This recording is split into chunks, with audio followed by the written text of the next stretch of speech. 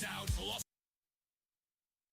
I used to sail with doubt, lost in the waves, no route. But now the tide has turned and I've got lessons learned. The cannon's primed, we're set, no more regrets, no debt. With the compass in my hand, I'll claim this untamed land. Oh, the storm tried to sink me, oh, the dark tried to blink me. But I've got fire in my veins and my spirit breaks the chains. 'Cause I am the captain now, standing tall on the bow. Feel the thunder shake the sea, a pirate's heart is wild and free. I'll raise my flag, I'll steal the sky, with every wave I'll rise up high. This is my legend, hear it soar, I am the roar.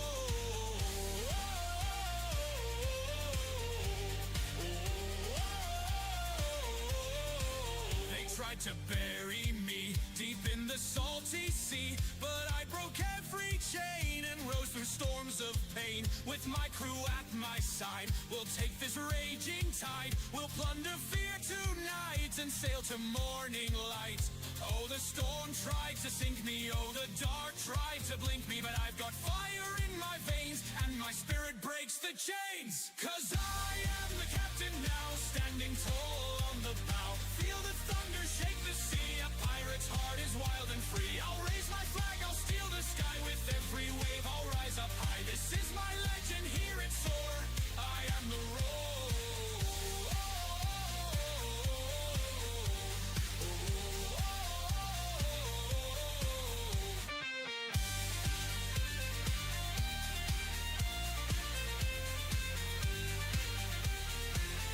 I am the captain now, standing tall on the bow. Feel the thunder shake the sea, a pirate's heart is wild and free. I'll raise my flag, I'll steal the sky, with every wave I'll rise up high. This is my legend, hear it soar, I am the roar. Oh.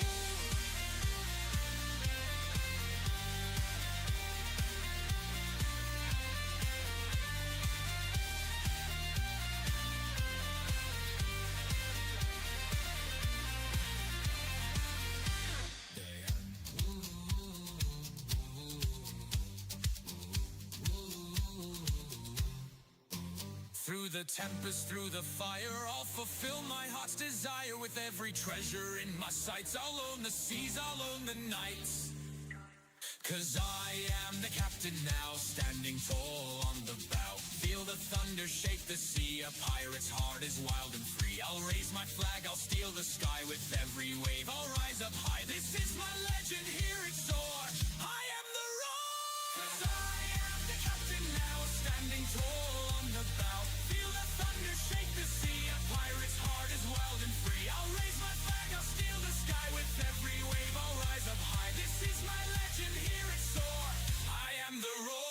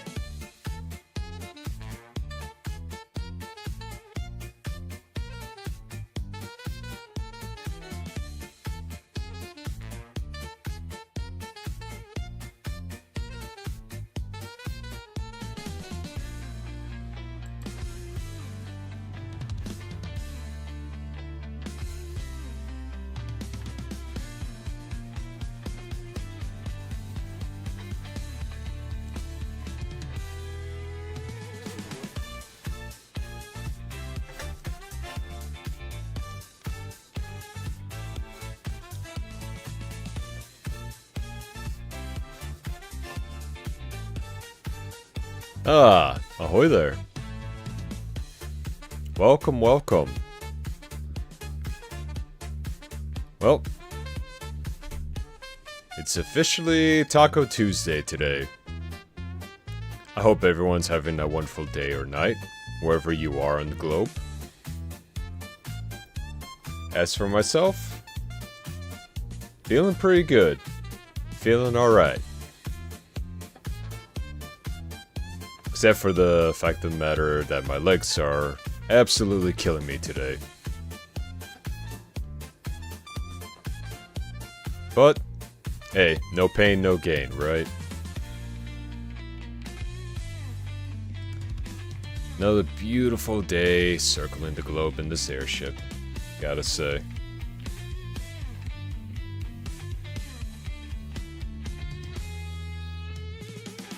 Still not used to being a morning riser though, let me tell you. Went to do a little bit of training with a buddy of mine today. I was really proud of him. He's really getting back into the whole fitness thing. Been going with him for a couple months now. Every week or so we meet up. And then we'll go and do some training. Now, as for today, we managed to do a good amount for leg day. And I may have gotten a little too enthusiastic about actually, well, pushing him to do more. But I mean, hey, he still gave it his all. And he managed. I just gotta I gotta tone back on my Spartan training on him. But still, he is being consistent and he's given his all. So I'm proud of him. And it's been an interesting learning experience for me. I've trained with a couple people before. Friends, family, all that. I honestly didn't really think I was cut out to be an instructor. At least help people out. For me, it was more or less just, you know, gym time, me time. Which means I am getting ready, I'm gonna crush it, and that's all that there is to it. But with it comes practice, and it's really nice of my buddy to say that he appreciated doing this. And it got me thinking, you know, not only should I be pushing myself further, but I should really be putting that energy as well into all of this. Even though we just started, after what we did today, yeah, I really want to keep going with it. Plus it helps keep me focused. So, I definitely would say today's been a really, really good start. Well, except for the alarm waking me up from a nice dream, but hey, you gotta do what you gotta do. But, a little bit after that, went and did a little bit of shopping, cause checked my little mini fridge, and I realized I was just bone dry of just protein. So, made my way over. Luckily enough, I was able to buy some at a pretty good deal. So, usually it would probably cost me well within the triple digits of usually everything I get. But not today. No, not today. Your captain was lucky. Your captain was real lucky with that. And so that put a smile on my face. Allowed me to really get the day started on a positive note.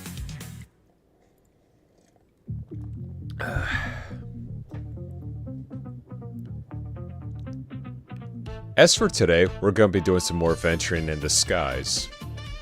And like how I posted up online, yes, we are going to be tackling the big fortress flying in the sky. Will we make it? Hopefully?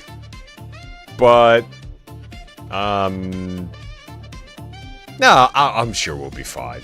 I'm sure we will be fine. But, a few things before we actually start that I want to share with everyone here.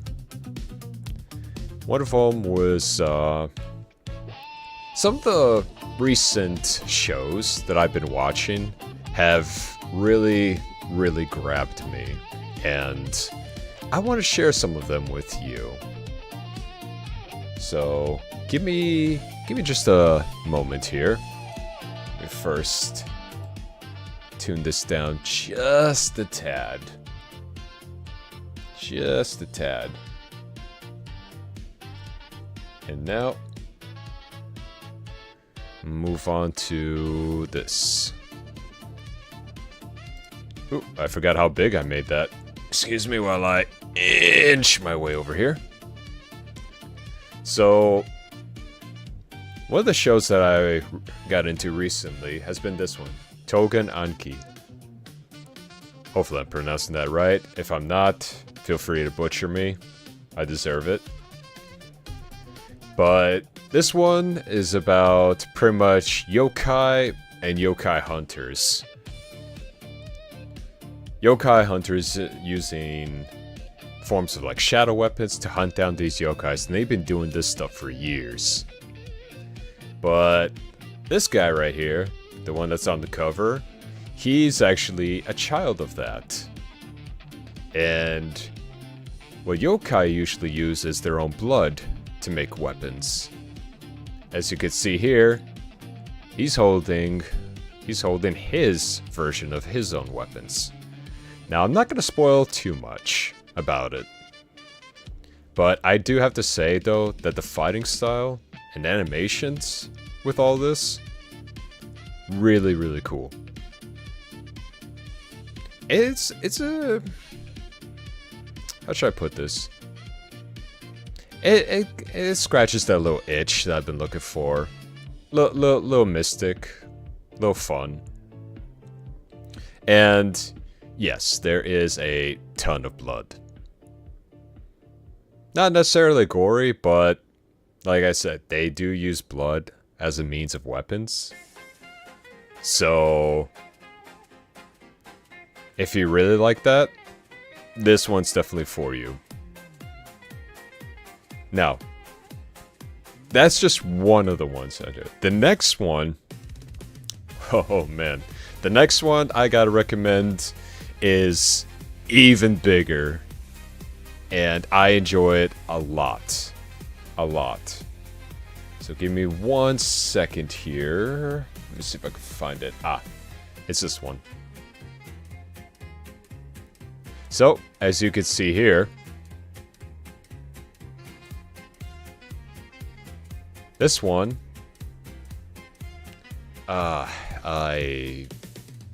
I'd rather not chance butchering this and pretty much getting flamed up online. But the premise of the story is basically there's this huge divide in a place very high up in the sky between the rich and the not so rich. And you get to see 2 point of views, how people treat items. Anywhere from dolls, computer parts, food, the whole nine. And on the other side, you have our main character, who goes around collecting some of that stuff. Now granted, there's a pretty big class divide, and they really don't like each other. Like, really don't like each other. But our character, he likes to take things, repair them, and then distribute them while in the slums. Now granted, like I said, not gonna spoil too much, but some pretty bad stuff happens. And there's a form of execution that at least the people in the slums do. And that's pretty much just yeeting people off of the actual land. Yeah, they're up in the air and they just throw them off. It's almost symbolizing like how they're throwing away garbage. Luckily enough for him, though, there's actually people down below in this huge wasteland. I'm talking pollution, garbage everywhere. It is bad. But somehow, there's still a civilization there. Some good people, some not so good people. Now, one of the main things that I do enjoy about this anime, and I'm gonna get into the manga a little bit later on, but what I enjoy about this anime is the style. The style, and I'm gonna say it, I'm a sucker as well for the sound effects that just hit the right notes. And the powers that a lot of these characters have, combined with the actual just sound bits that they use, is just ridiculous. Oh. Hey, Boop Doodles. Yeah, I'm currently watching it as well. It's been a lot of fun. I just been pretty swamped, so probably sometime this weekend I'm gonna binge on it. But yeah, it's really good. It's glad to see you aboard. Welcome. Now where was I? Oh yeah. Biggest part of this animation, just the absolute just sound effects that go with it. I mean, this stuff goes hard. And they got one hell of a soundtrack to back it up. Like, so a lot of those so-called just action or shonen animes, it's like, yeah, they're not too bad. But this one's got its own style, and it's just, it hits different. So I could not recommend this one enough. Plus, I really do like the art style. It definitely stands out from the usual type of animations that you see. So do go give it a try. You might be surprised. Good amount of action, a good amount of comedy. Especially, I think in, I think it was episode 2 or 3. Not gonna spoil anything, but there's a very, very funny scene. But yeah, go give it a try. See if you like it. Ah, also, one more thing I wanted to show you. This was actually pretty interesting that I came across. I'm gonna pause the music here real quick. There we are. Now, this, I have my eye on this one. I don't take any sort of credit for this, but I do want to share it. And please follow both this channel that I follow, as well as the creator, which I will show their page on Twitter in a bit. But check this out.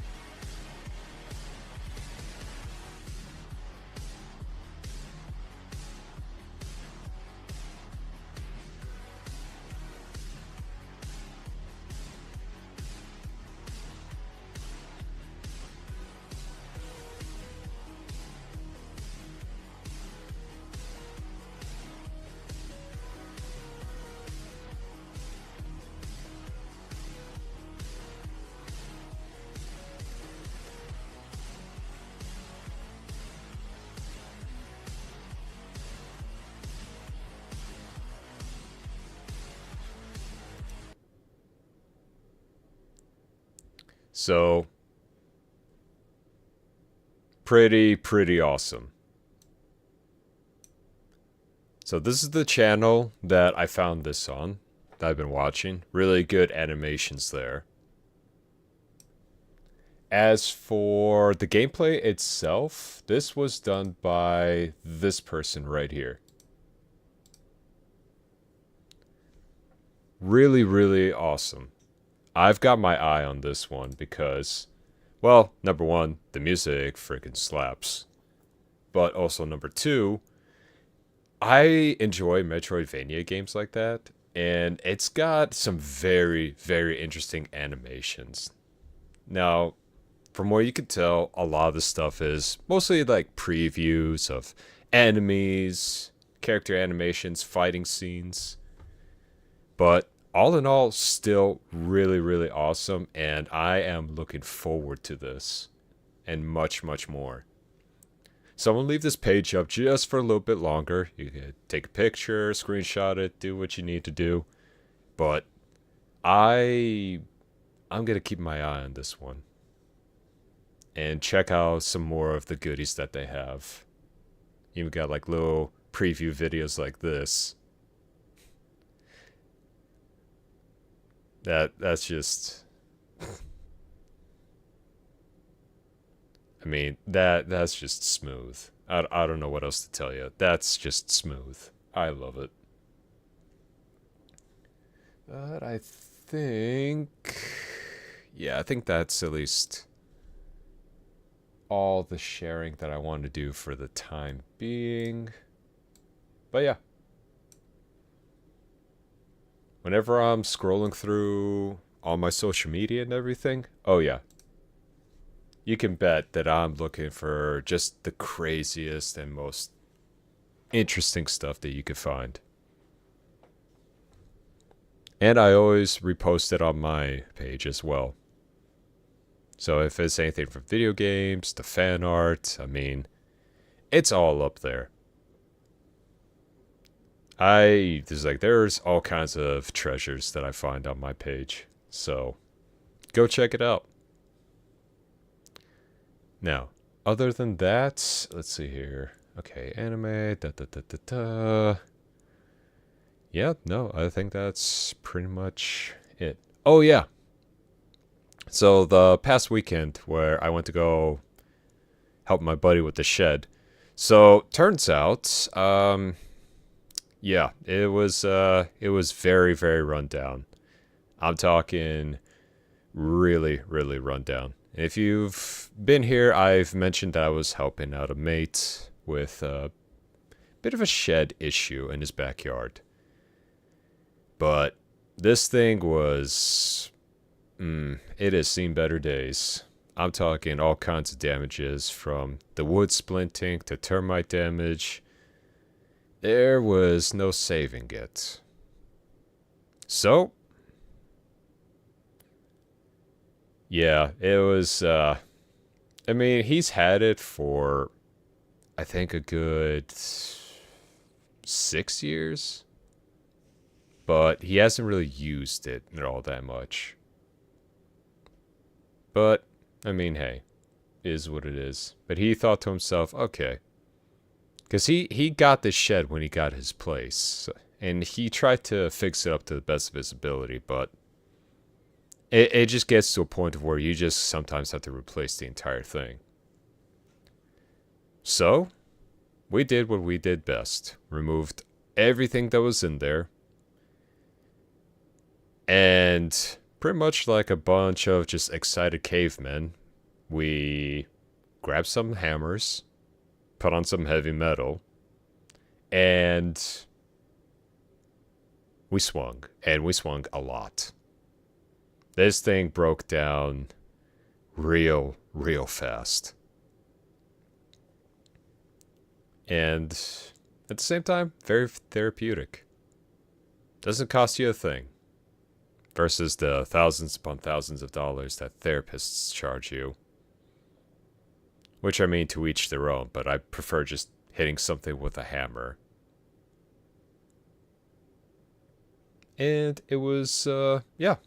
The worst part about it, though, is this. Here, this is where, after the excitement and the adrenaline wore off, we realized that, oh yeah, the damage was not only extensive, that cleaning it up, because how we smashed it real good. But we smashed it to the point of where having to pick up all the little pieces and nails became the biggest chore. So yeah, fun part lasted for a couple of minutes. The cleanup lasted for about a good hour or so. But after everything was said and done, he was still trying to decide on whether he would still want to get another shed or just simply reorganize the garage. And I told him, well, it all depends. If you still want to get a wooden shed, it's gonna be a lot to maintain. But I mean, if you want to get one of those like cheaper plastic ones that can at least hold up with the weather, go for it. But I mean, it's his place. I was just there for a good time and emotional support. So that was a lot of fun. After that, pretty much cleaned up. We had a couple of drinks, and mostly just hung out. Played around with his dogs. One I think he has is a Labrador, and another one is a golden retriever. But she is very, very tiny still. Real cute dogs, real cute. So yeah, made some drinks, chilled out with the animals, then pretty much headed back and continued working on the studio and everything else. So that was pretty much my weekend. Oh, and as well as testing out some of the new updates for some of the other games. One being Nuclear Nightmare. If you're not familiar with it, it's a game that has been, how should I put this? Inspired? That's the word, yep. Inspired by The Thing. But it's a game to where you try to complete certain tasks, and you do it with your friends, and it's a lot of fun. It is quite janky, so that's just a forewarning. But the person that has been creating has been giving out updates, and it's been getting better. You got 3 new places to go to and a lot of enemies to watch out for, especially in the dark. Oh, and did I mention the best part? The best part is if you ever get infected and it's too late for you, well, you can play as the monster. That's right. Go from helping your team to betraying them. Or if you're like me, just mess with them. Get inside their heads. Oh no, that kind of game. Yes. My favorite kind of games. The games to where I will just be your smiling companion until the moment is right. Then things get interesting. So go give that one a look. I will also be streaming that one and opening it up to a lobby for anyone to join in. I think the limit for this is 6. So each round will be 6 at a time. Everything will be enabled, plus betrayal and friendly fire. Because nothing says good comedy like a misclick and then now you're down 1 to 2 people. So I'm going to be streaming that during the spooky month of October. Look forward to that, because I know I will. As for, let's see, anything else? We played a little bit of Hollow Knight on the side. Because now, ever since Silk Song came out, I kind of want to go back to the first game and play it, so that way I could remember the story. And, yeah, I'm gonna be honest, it's been whooping my ass. It has been whooping my ass. And according to some of my other mates, Silk Song is even harder. So I'm like, oh, fantastic. I'm gonna suffer even more in that one. Lovely. But hey, I chose it. At the same time, I do enjoy very, very just artistic games like that. And the fact that it's like a Metroidvania Souls game, yeah. It's punishing, but it's a wonderful game. And the music, man, the music. I absolutely adore it. It's so calming at first, up until the boss fight happens, and everything just ramps up. And it's all well and good because I have a few upgrades, but when I'm down to my last health bar, yeah, that's when I start sweating. And it's actually gotten so bad that I may or may not have crushed my controller a little bit just from the grip. Not out of rage, but I really, really crushed it. Because it got intense, so had to had to order another one. Glad to know that I at least had one on my wish list, and it was on sale, so yoink that one, and now I got a replacement, so thank goodness for that. But yeah, been doing a bunch of that, and still resisting the urge to also play Black Skylands offline. But now I don't have to resist anymore, because we're going to continue with that journey today. And yes, what we're going to do first is we're going to try and take down that giant floating fortress in the sky and pray that we get it on the first try. Oh yeah, definitely a lot more shiny stuff. We need more upgrades and we need more cash because we are a bit broke in terms of needing stuff for upgrades. So we're going to need to liberate some more places. Don't worry, I swear we're the good guys. I swear. Pinky promise. But anyway, let me just get this all set up and we'll get started.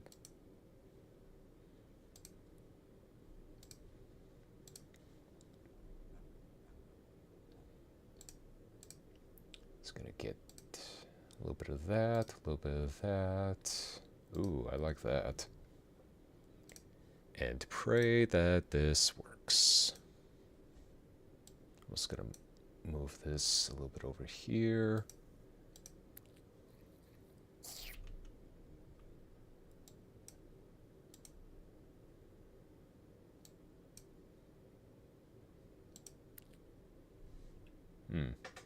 Ah, awesome. First try.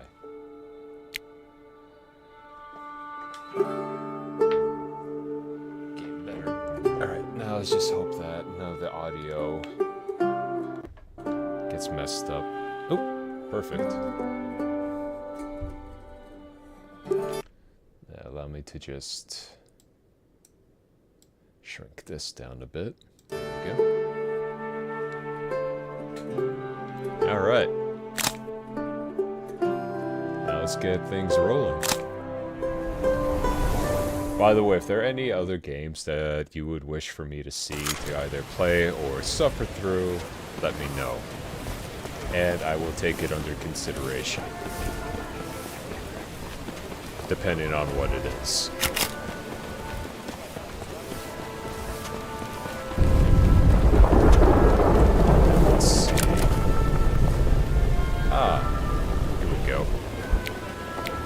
Everything's a bit spruced up. But yeah, as you can see from our resources, we don't have a whole lot. So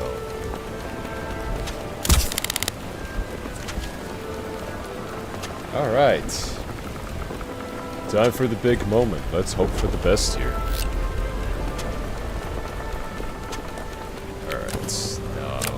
I was a big floating mass of death, where would I... Oh yeah, right there. It's kind of loud. Oh, alright. Hang on a sec. Give me 1 minute here. Let me...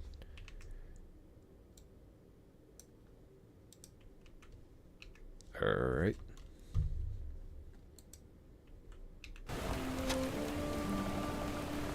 How's that? Still too loud, or are we good? Are we golden?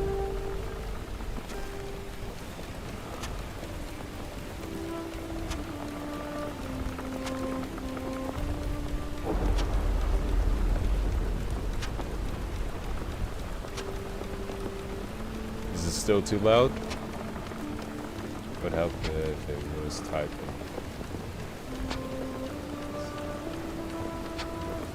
Yes, sounds better. Oh, okay. Yeah. Okay. Awesome.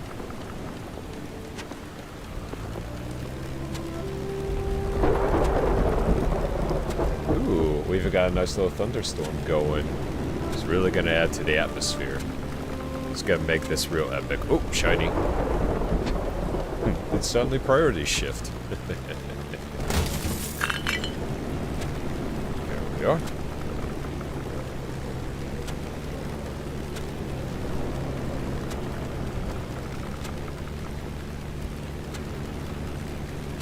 Got a good amount.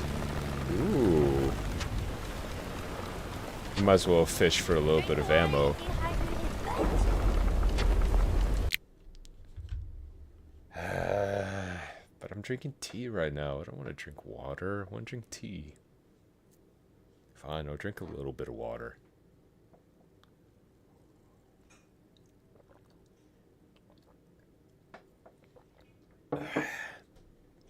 There. Hydrated.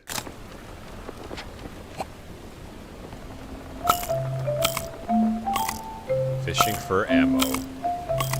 You love to see it. Here we are.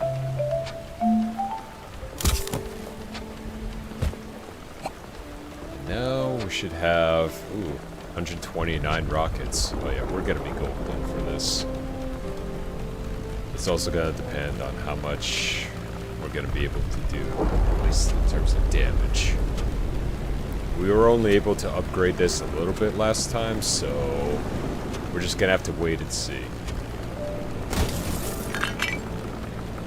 Worst case, we run away, we repair, and we keep at it.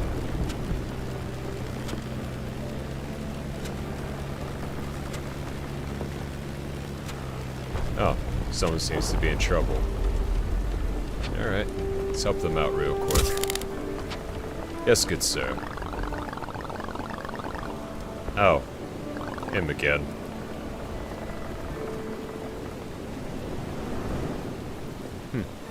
Okay. Alright, guess we gotta save him again.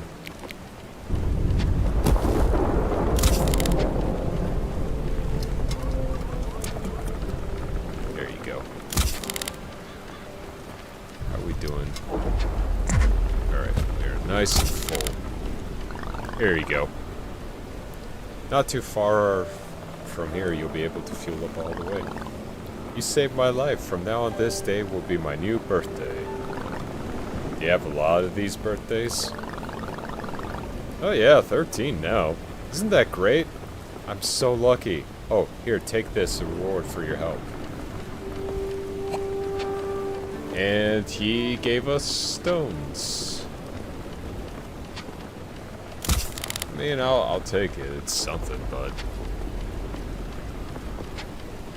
could have, you know, given me at least a little bit of gold or something. But yeah, I guess stones work too.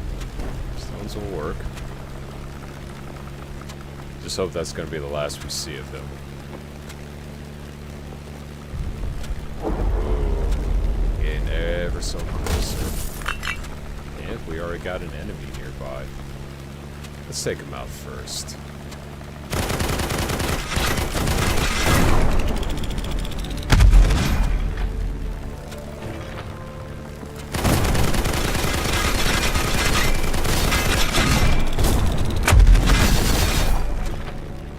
Come on, you.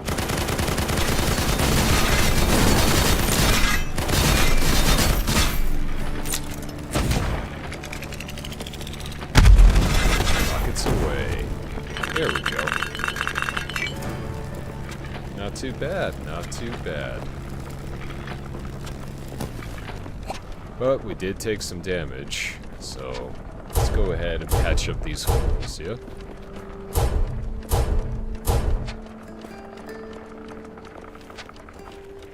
Alright, now for the fun part.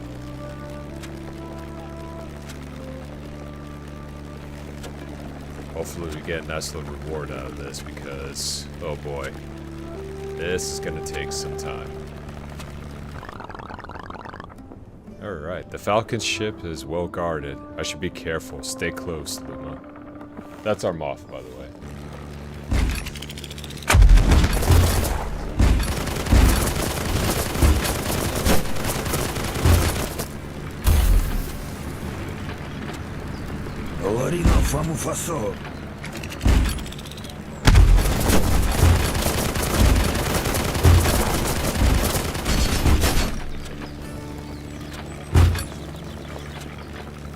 So far, not too bad. We're doing alright.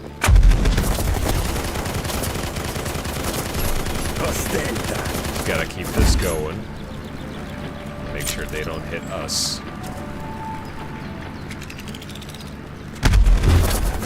Missiles.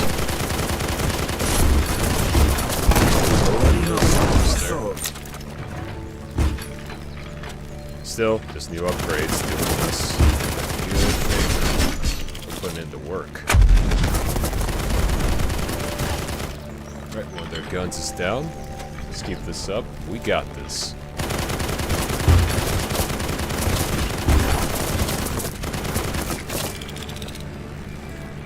Coming around for another pass.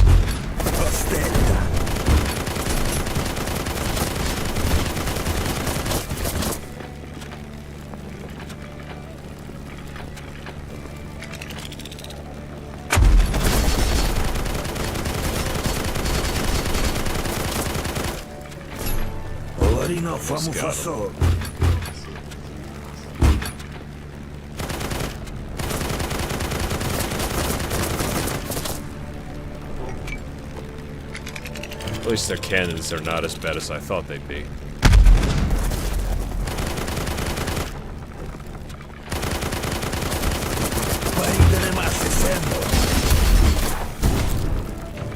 That's another one down.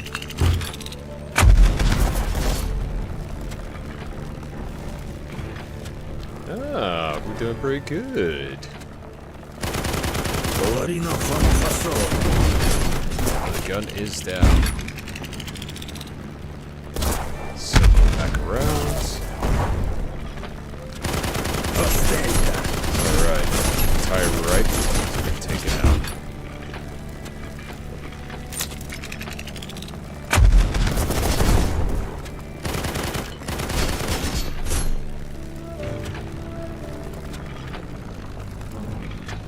Slow down, see if we can get the rest with just the guns. Alright, let's move in a little bit closer. You're all alone now. I can control the approach to several islands from here at the same time. It's a good place for the father ship. Hell yeah.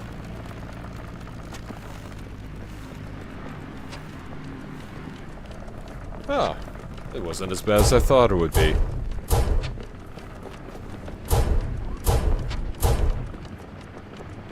With our impeccable flying and combat and maneuverability, we have successfully taken this ship. And now, just like any good pirate, we plunder. Huh. Oh, here we go. That's what I'm talking about.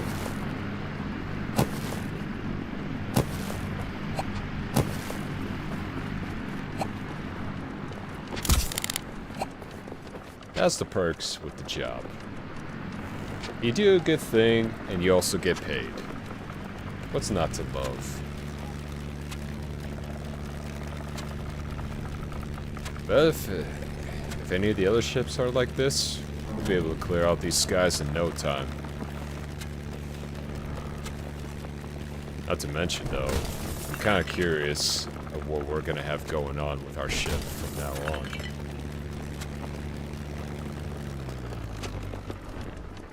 Actually, hold up a second. Let's just... yeah. A couple of things we need to do. Number one, always stock up on fuel. Luckily, we don't have to pay anything for that, which is a little strange, but I'll take it. Hello. Let's see. You know what? I think we should be good for repairs. We don't need that much. And now, time for the best part. Let's go ahead and just move these resources and... let's see what they got for us. An SMG magazine. Okay.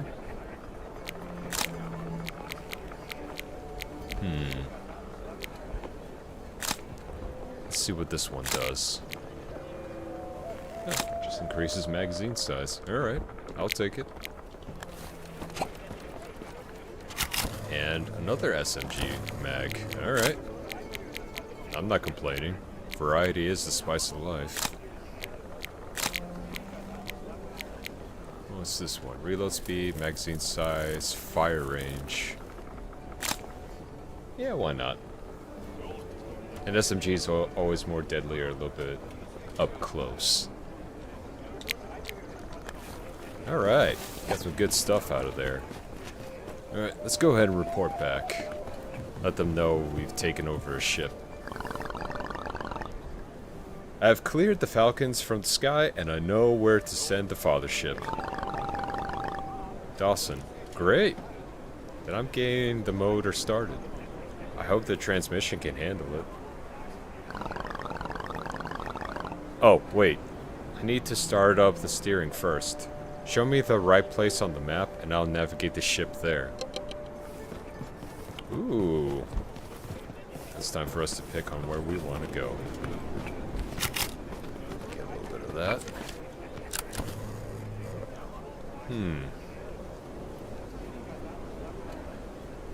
Move the father ship. Yep, right there.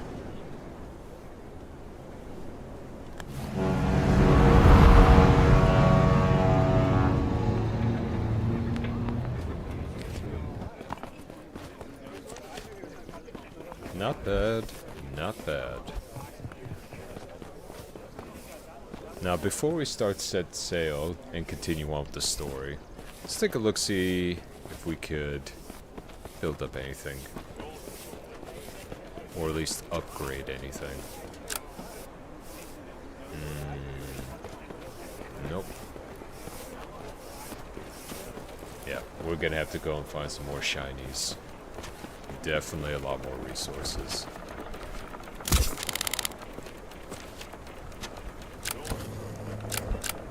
Let's see.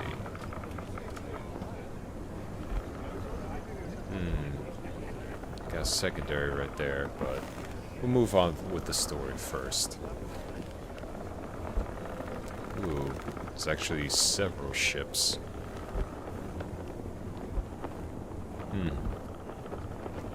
Yeah, we'll move on with the story for right now, but once we get done with our business here, I don't know. I'm feeling pretty good about our chances of taking down another one. What do you think, crew? We should probably take down another one. And then acquire some resources from this island right here. Be a good time.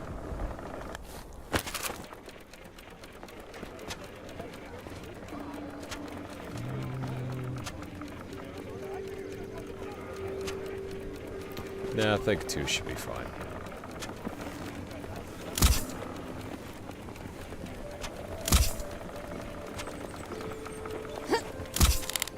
There we are. Hope everyone else had a good weekend, though. It's been a little bit warmer where I've been flying at, but hopefully things will start cooling down in the next month or so.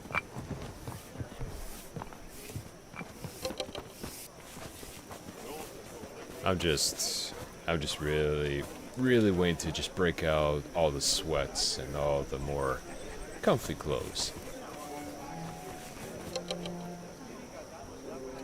Ooh, cutscene.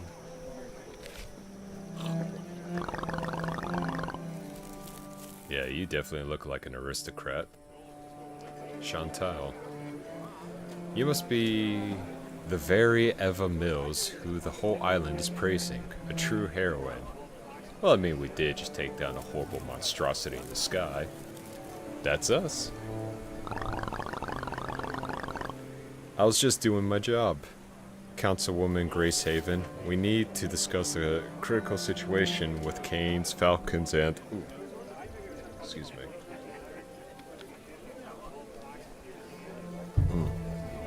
Much better. I don't see what this has to do with me. The pirates are the Marshal's problem.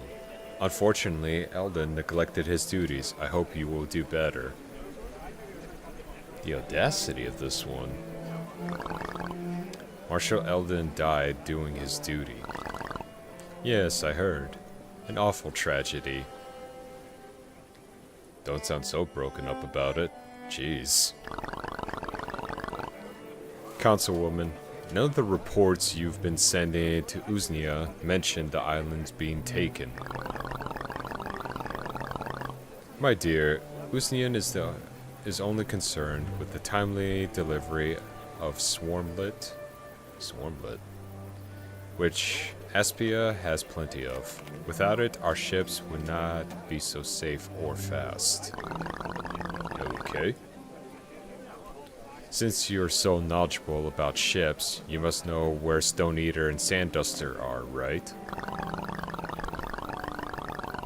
They were decommissioned long ago. And I'm not interested in scrap. However, I am interested in the uproar in the mines, started by Ewing? I think that's how you pronounce it. Head of the miners. Because of him, the next shipment of ore is going to be late, and I cannot allow that. Do your job, Marshal Mills, and deal with Ewing. Some of the names of this, I'm just like, oof. Good day to you. So posh.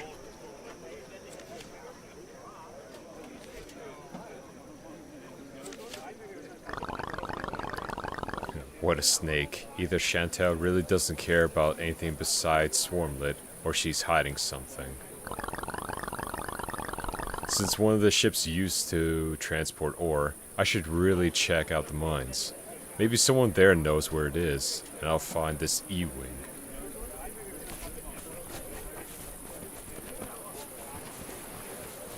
Well, here's to hoping. Now, let's see here. And it is placed... Oh, wow. Got a good amount of ground to cover. But first, I feel like dealing with this annoying little pest right here. I'm up for another fight.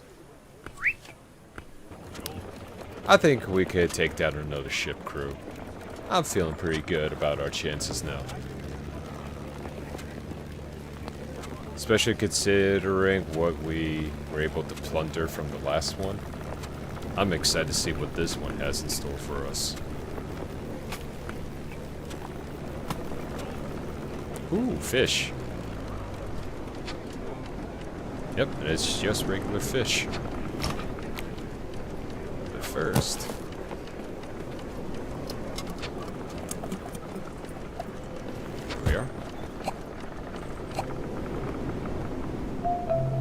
You know, it's gonna be a good game when there's always a fishing minigame involved.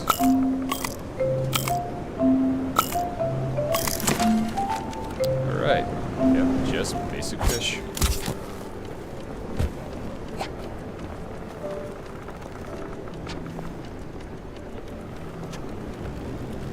Okay, now... grab these shinies real quick. And it's time for us to clear up the skies, so to speak.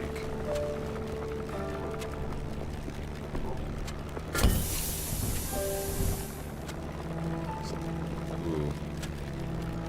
We've got some minor enemies up ahead.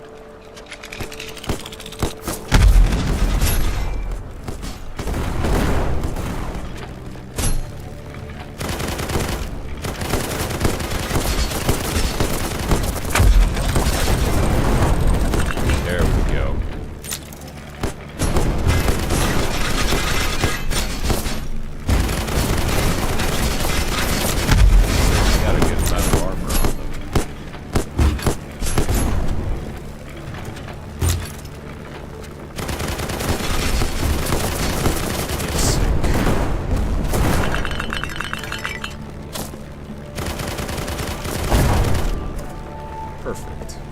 Alright. Jeez. Running around. Oh, and crashed. No worries. We got this.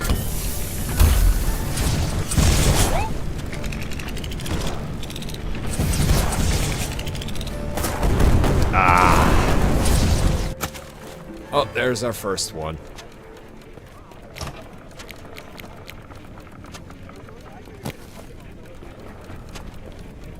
Not to worry, just a bit of a misstep.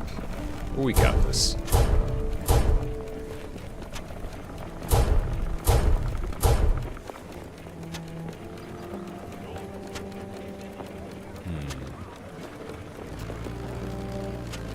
Oop, before we continue on.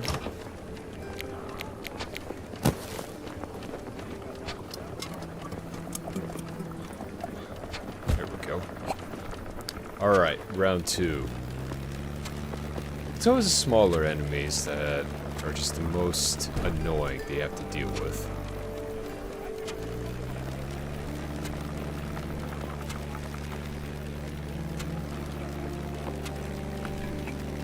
But we're definitely gonna need some better firepower. Ooh, speaking of firepower, more ammo for us.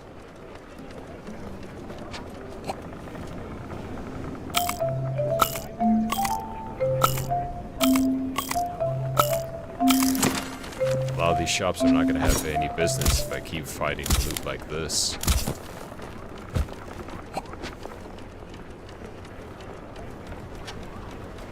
But I'll take it.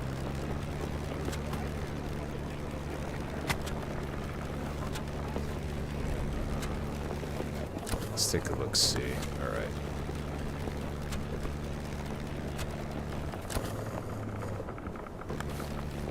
Oh. We got another one. I think we might piss them off.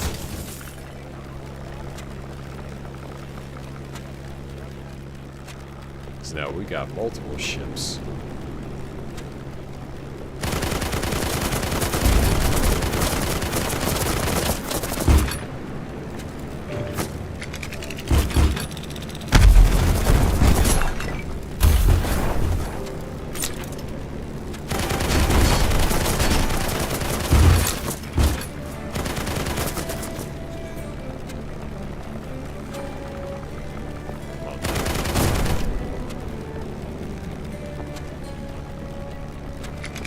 Y'all wanted to fly in my skies. You gotta pay the price for that.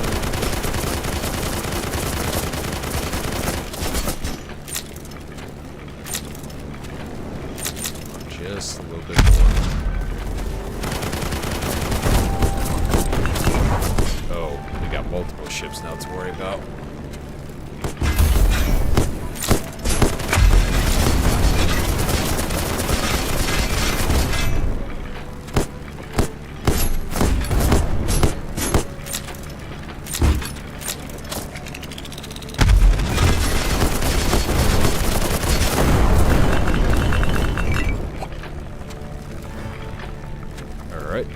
We're still doing alright. We're still okay.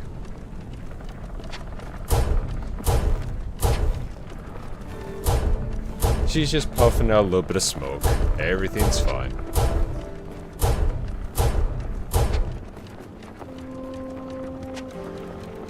Alright.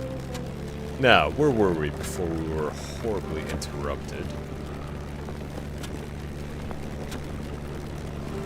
Come here. I'm not done with you yet.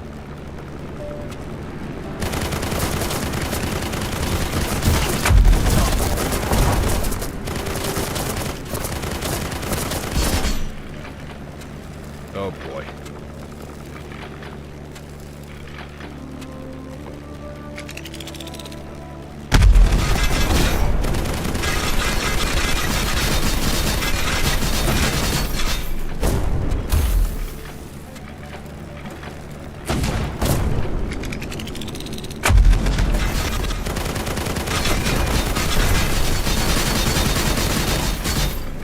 We keep this up, we're gonna have one hell of a reputation.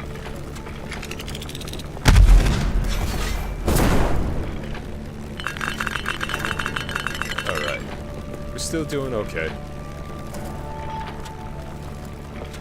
But we can't let them get away either.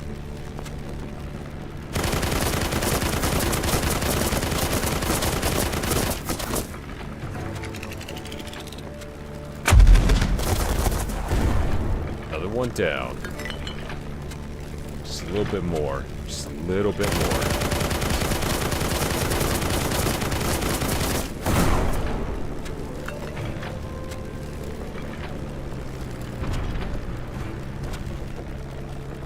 Oh boy.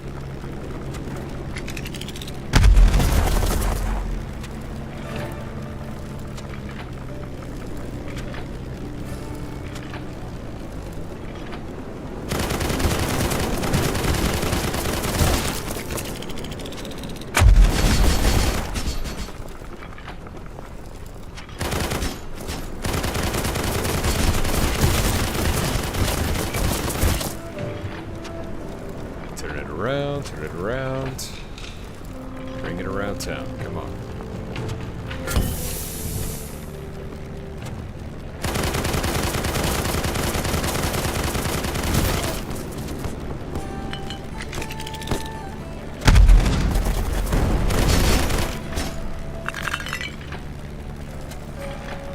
And I said, pull over. I'm done asking you nicely.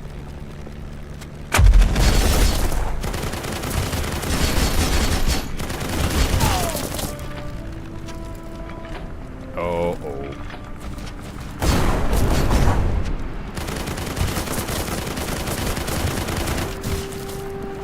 Now zeroed in. And here I wanted to loot some stuff. Man. It's okay. We could still make it, crew. We can still make it. Just need to patch her up is all.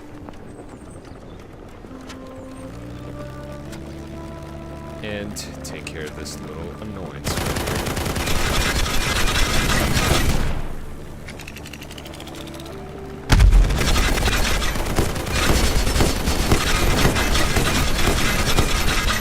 What we lack in defense, we're definitely gonna make up for in speed.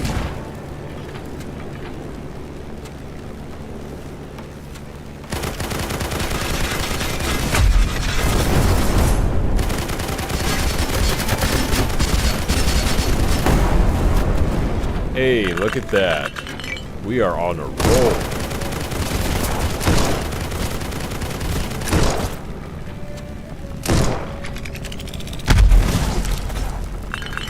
Okay.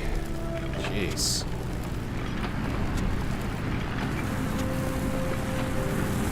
A little rough, but we're getting better.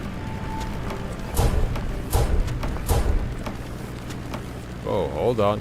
Hold on. Don't go anywhere.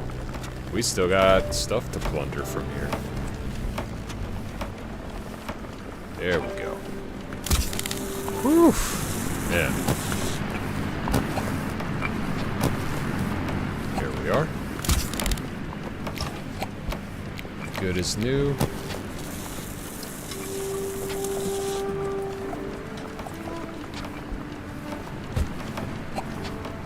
Might need to stop by somewhere to fuel up.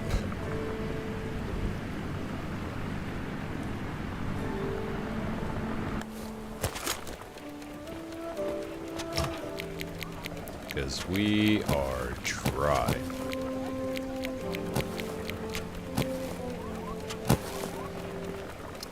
Get some gas.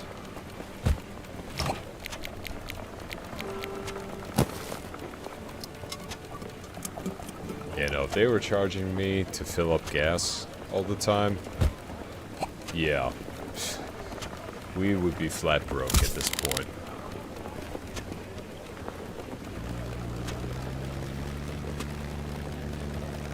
Alright, well, we got one of the smaller ships out of the way. Now let's get the rest.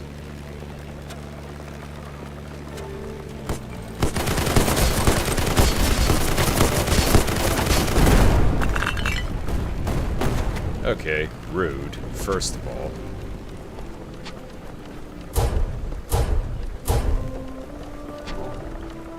It's almost as if this game knows exactly what I'm up to.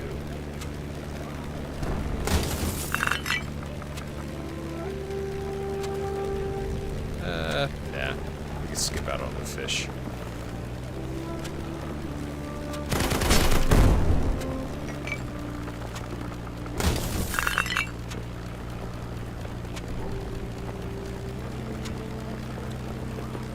Wasn't really much of a fish person, at least back then when I was much of a wee lad, but now I don't really mind too much, especially if it's a nice like baked fish, you know.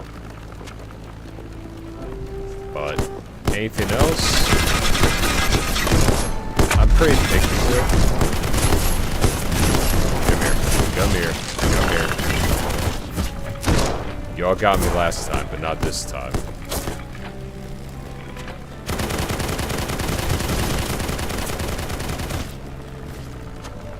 But in terms of seafood, though, I could eat seafood. Anywhere from like crab cakes to even like sushi. Oh, I'm there. Believe me, I am there. I think at least in terms of your seafood. Oh, and another thing that's actually really good. Pretty much my favorite food of all time would have to be takoyaki. I don't know how they did it with that, but I absolutely love that dish. Like, I cannot get enough of that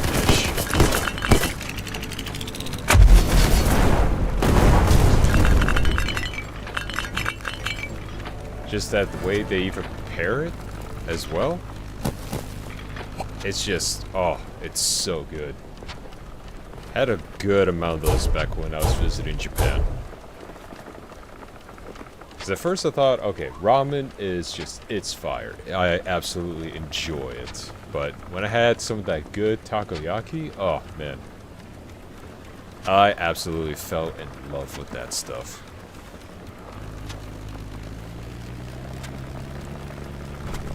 And every now and again, I tend to spoil myself by having some.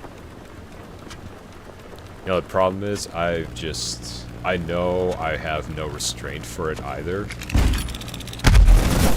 Because you could put a mountain of those things in front of me. Oh, before I continue, takoyaki, if you are unfamiliar with it, is pretty much either squid or octopus wrapped in these like, breaded balls. They're seasoned really well with additional vegetables and other sort of amenities inside this breaded ball, and they just, oh man, they just make this look so good, and I cannot get enough of it. I can't get enough of it. Like I said, you put a big just mountain of those things in front of me, yeah, I'm not gonna be able to hold myself back. And that mountain is gonna be gone.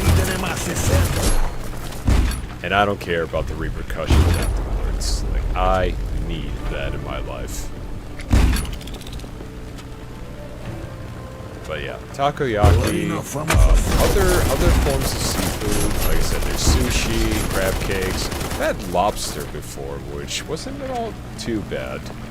But I don't see why a lot of people tend to go absolutely ham over it, and considering how pricey it can get sometimes, I just never really saw an appeal for it. But, I mean, to each their own. And crab cakes or takoyaki, yeah, all day, any day.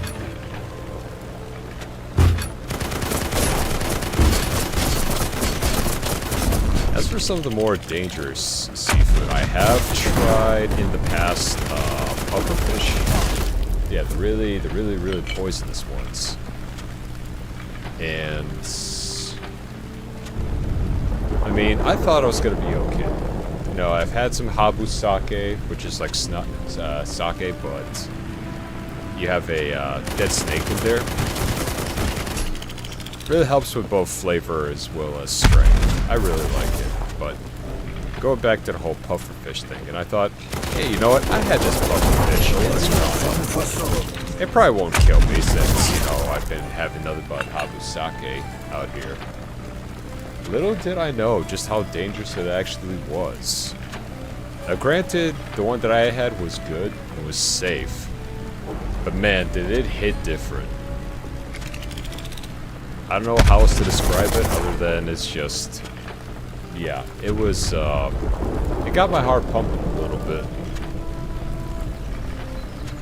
Definitely not something you should try auto with, but luckily enough, I'm still here, so I lucked out, but I'll stick with the snake poison in my drink rather than try that pufferfish again.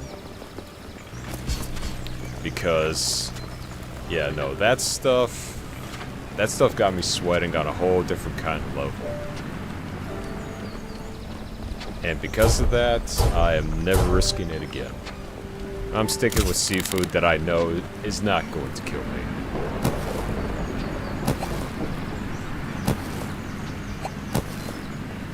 Loot, loot, loot. Loot and more loot. Other than that, yeah, I do recommend if you ever do go to Japan, try a lot of their seafood and everything. You will not be disappointed. And if you ever do get a chance to try the takoyaki, my biggest recommendation is those like mom and pop places.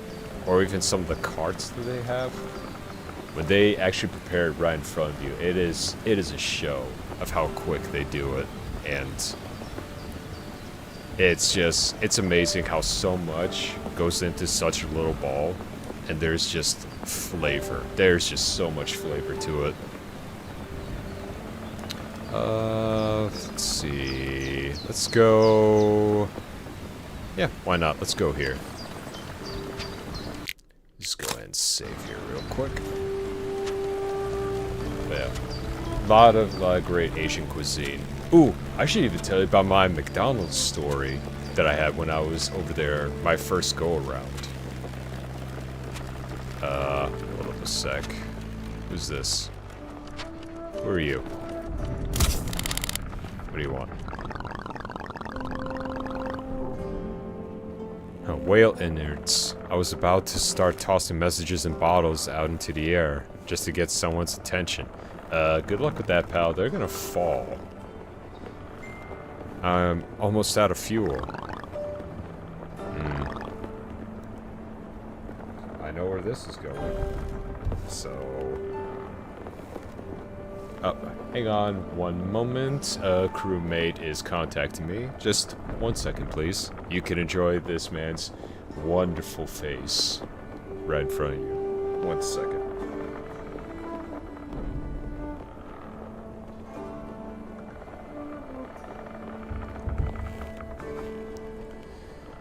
Okay. The Falcons happened. I barely got away. The jerks decided they were above the law. I mean, pirate. And attacked. Now I'm late for my daughter's party because of them. Can you help me? Yeah, sure, I guess. But if you give me stones, I'm gonna stop helping you stranded types. Huh. I may or may not have mistakenly... Okay, 1 second. Where are my fuel canisters at? That's where they went. Whoops.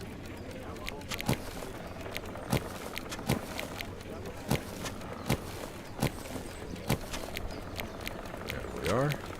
And there's my ammo.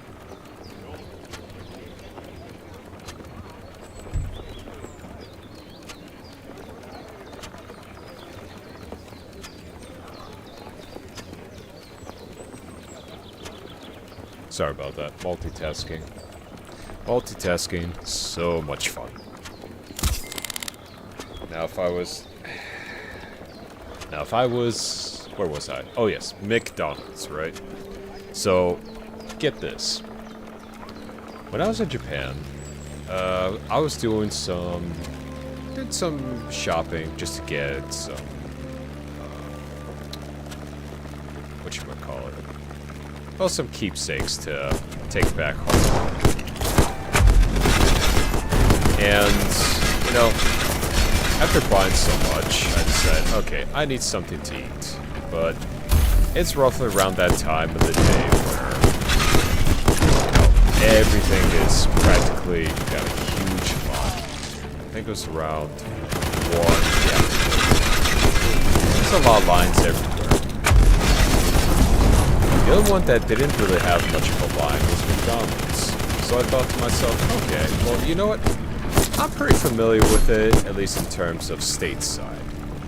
But maybe they do things a little bit differently here, right? They would. So I'm thinking to myself, okay, well now since we got that, let's try it out. Let me tell you something, the experience to that was a lot different from what you would usually get in the States. So let me elaborate a little bit.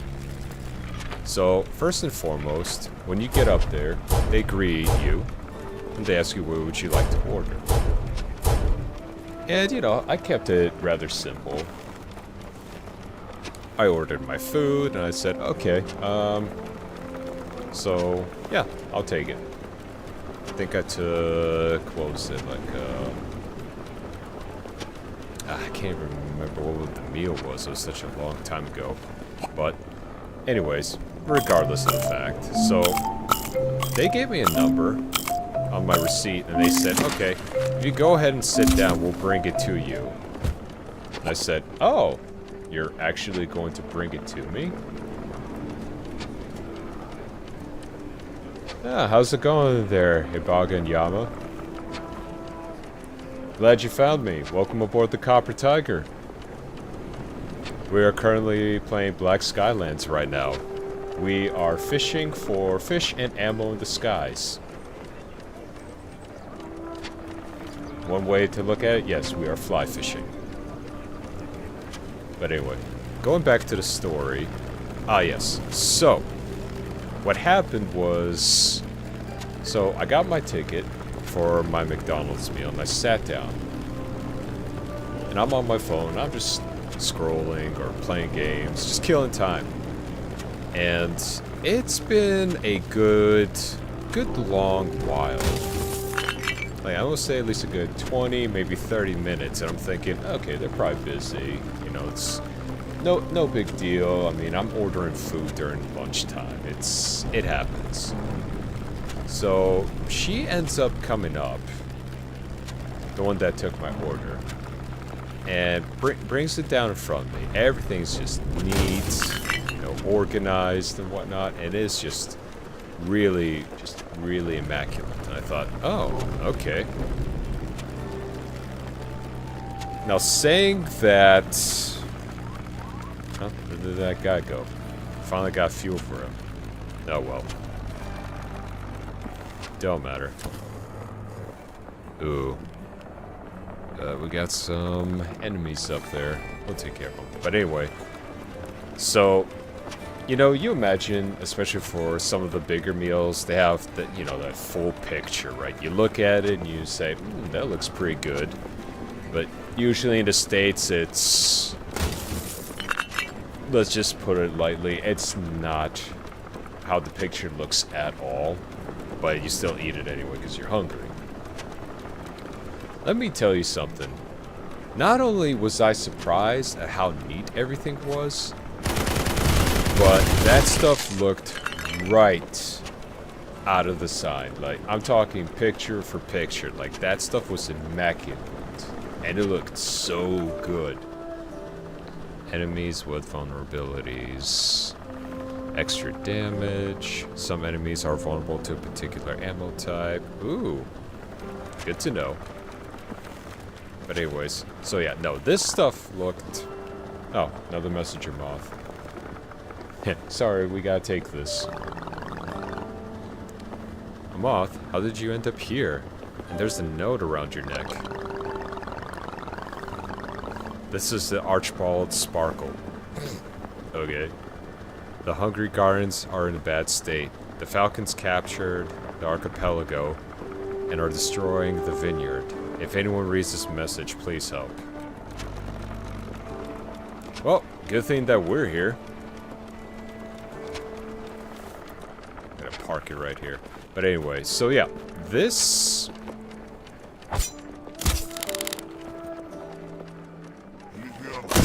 How this entire meal looked was just completely just picture made it into reality.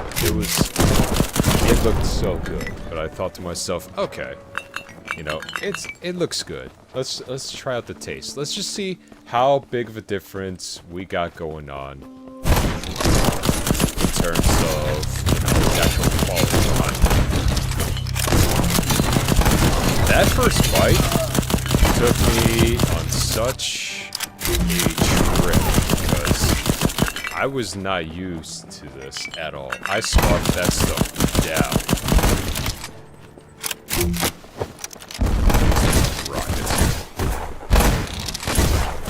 Without these shots.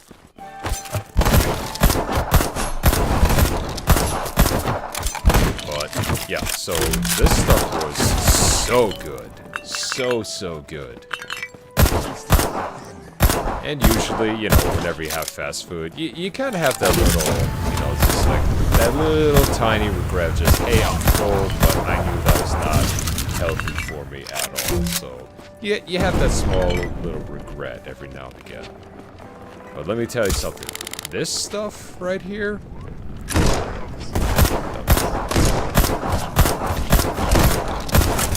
You guys really start to annoy me.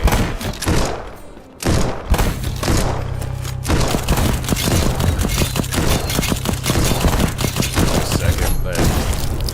Just trying to get rid of these... assholes that keep interrupting my story time.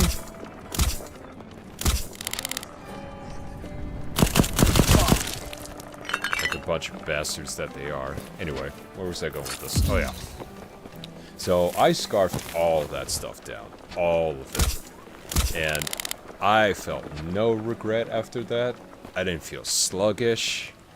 So the fact that matters that it took so long to prepare, they cooked it, and they really cooked it. It felt genuine. Like when you go to like a nice burger place, that's exactly how those burgers felt to me. And I was blown away by how good this stuff tasted. But then what happened afterwards was actually pretty interesting. So I decided, okay, when I get back to the States, I want to compare. Because this stuff was good. This stuff was real good. So I get back, and my buddy goes, oh, you know, let's go grab some Mickey Mouse. Wait a moment. Ah, I could finally stand up straight. You can imagine how cramped it is in these cages. I probably could. You should have seen what the Falcons did here. Pillaged, plundered, set some stuff on fire, maybe killed a few people. That's just my guess. But anyway, so we're back in the States, and we decided, alright, we've had the Mickey D's in Japan, and it was phenomenal. Let's get the same thing, but we're going to try it here and see what the difference is. And let me tell you, lower game volume, up voice. Alright. First, volume was too loud, but let's take a look-see. Let's see what kind of magic I can work here. Okay, so... Alright, so mic is all the way up. I even turned it up all the way on here. So I would also strongly recommend that, not necessarily all on my end, I do recommend you turning it up on your side as well.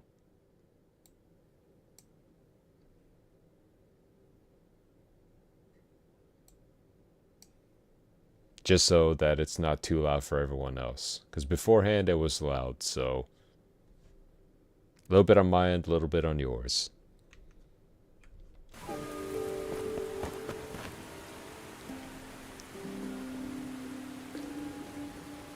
So, anyway, what was I talking about? Oh yeah, so now we're back in the States, right? We're back in the States, and we're at the McDonald's drive-thru. We grab a few things, and we start heading back. We sat down, about to watch some movies, and I bit into this thing. I call it a thing because this was not a burger. Not even close. What this was a crime against humanity. This thing was so bad that I just... I didn't even want to bite into it again. Like, everything that I mentioned, how delicious and the zero regrets that I had in Japan. Oh yeah, no. This thing had all the negatives and none of the positives. For one thing, it didn't look a thing like the picture. And number two, it just tasted horrible. Just absolutely horrible. And I, for the life of me, could not finish it. Now granted, I feel that yes, I was spoiled because I was in Japan. So I couldn't necessarily phone this in to anyone and just be like, hey, I don't like it because you cooked it wrong. It's like, no, it's cooked and everything. It honestly just tastes like shit.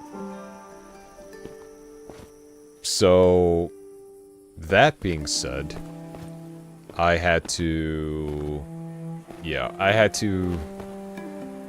we decided, okay, we're just gonna go out and just get some chilies or something. Get some good, decent food. Because that food that we had, it was just horrid. It was just absolutely horrid. So we ended up ordering some food online. I think he got like the ultimate nachos that we split. I got the steak fajitas, which were really good. And yeah, after that I pretty much I never went to another fast food like that ever again, because I don't know how they did in Japan, but they did it right. And it's funny because this whole recipe originated from the States, and yet they found a way to make it better, or at least more genuine in my opinion. So, yeah, having something like that was a real eye-opener for me. Because after that, I just said no to fast food. That stuff was just awful. Just absolutely awful.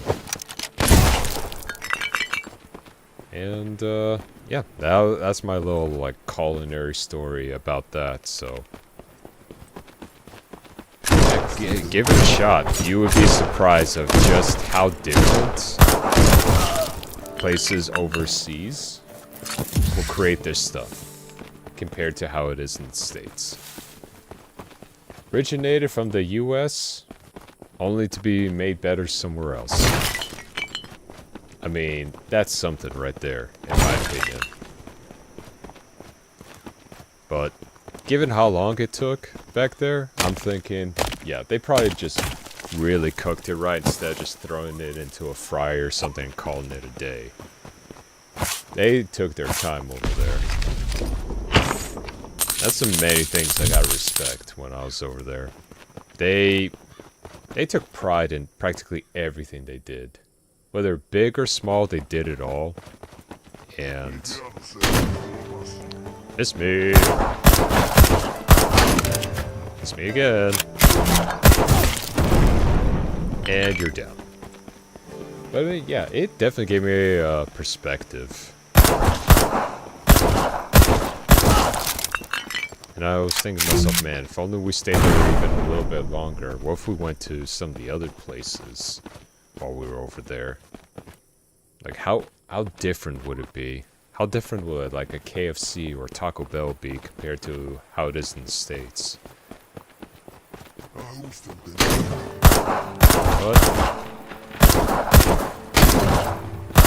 But yeah, even then, if I were to go back, I probably wouldn't. I wouldn't even do fast food anymore. It just doesn't sit right with me. Now, if it's my only option, well, that's different. But yeah, no, I couldn't do it afterwards. I was spoiled rotten when I was visiting. Other than that, let's see here. Also did spend a whole bunch of money, and I mean a whole buttload of money when it came to their conventions out there. Gertrude, you are very brave for a girl your age. You showed those falcons. It served them right. Yeah, we're pretty badass.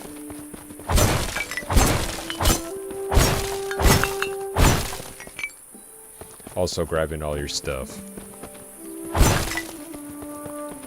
But, yeah, no, it was... I got a lot of stuff that I had to just... I could not take with me on the plane. It was just way too big, so I had to mail it all back.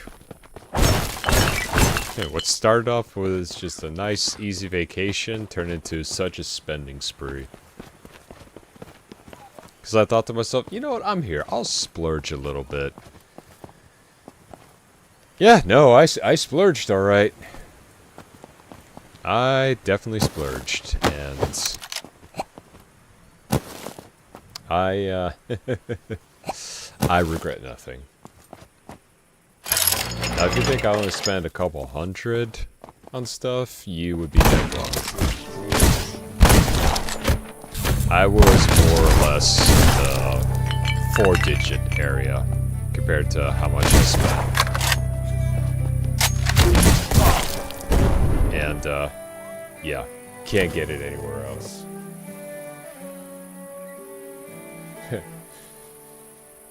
Oh, hey, how's it going, Grand Gunman? What was too big? The posters. Because I had a pretty small suitcase, believe it or not, and I bought a lot of those posters. Not like the regular ones, but the fabric ones. And those would not fit. And on top of it all, a whole bunch of books. So, I just thought, alright, well, it's not gonna fit in the case, so, and plus... I really don't want to stuff them in a suitcase, so I just decided to mail them before I left. So yeah, that was pretty much how it was.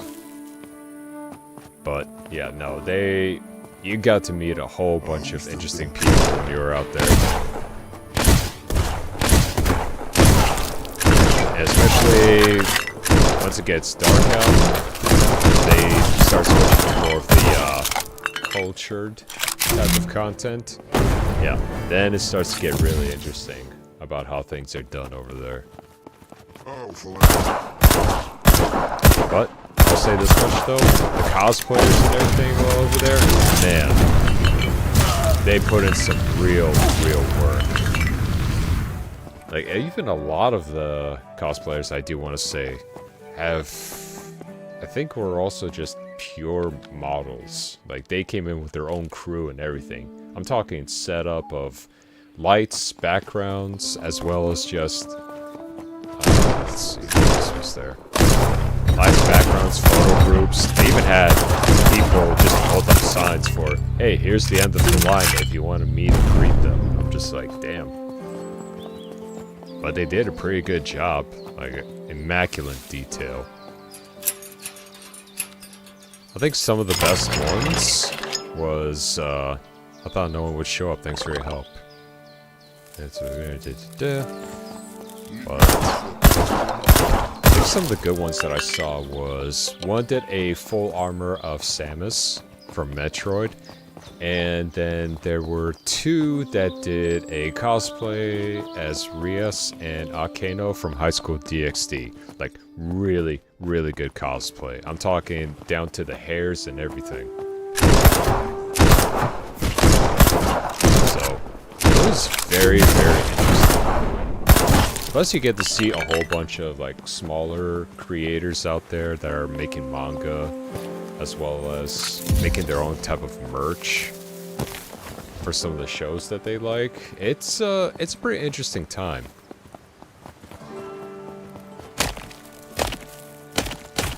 And usually, you know, they try to get their stuff out there online, but their main, I feel like their main selling point is mostly these conventions. And I gotta say, I completely get that. I'm not a creator myself, but it was pretty interesting getting some actual hard copies on what could be popular in the future.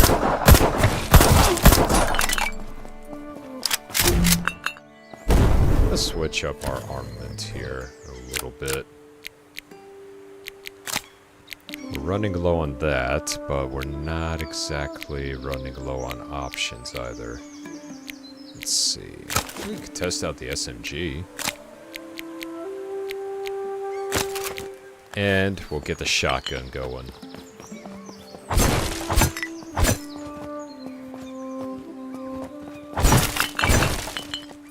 They even had some events to where you could actually go in and they would have this entire big screen. They would play either new scenes or old scenes from some anime, and they would literally have some of the voice actors and creators, you know, doing their own Q&E, asking, hey, what do you think about this? Like, what you like about it? What didn't you like about it? And I was just like, oh man, these are pretty good. At first I thought some of them you had to get in advance, but other ones, some you could just walk right in. And it was a pretty cool time. Now granted, the only thing that I didn't see was your quote-unquote stereotypical anime fans. You know, the ones with the sweatband, the backpack, the glasses, and the anime shirt. Didn't see none of those. Most of them, just regular people. Some did have backpacks, but everyone else just, yeah, more or less just regular clothing or cosplayers. It did feel kind of awkward for me, though, being a very big dude. No Ahego jackets? Surprisingly, no. But that doesn't mean they didn't sell, like, cultured memorabilia elsewhere. I think it was just more out of just of a respectful thing. But still, it was pretty... Cowards. Hey, I mean, they got places like that all over, like, the States and probably elsewhere, but, like, I didn't mind it too much. Like I said, they had the more cultured stuff at night anyway. And even then, it was still pretty awesome. Plus, they really party hard over there. So, it's a real good time. I didn't regret a single moment of that. And I keep falling off because I keep looking over. But, yeah, it was a good time. I thoroughly enjoyed just the vibe and everything that everyone had over there. And even considering me being a very tall guy, they even said, I was like, oh yeah, you know, like, come over here. It's like, check out what we got in stock. And I said, oh, alright.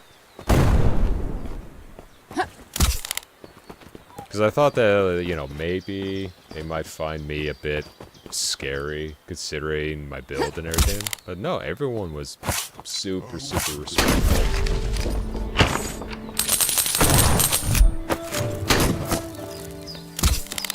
Okay, buddy. I don't appreciate you interrupting me while I'm telling such a great story. Please and thank you.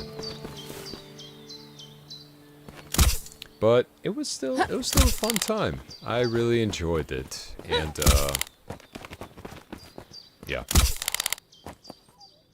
Or if you're looking to not go into mostly mainland, I do also recommend Okinawa. Okinawa's a great place just to experience almost like a different culture of Japan.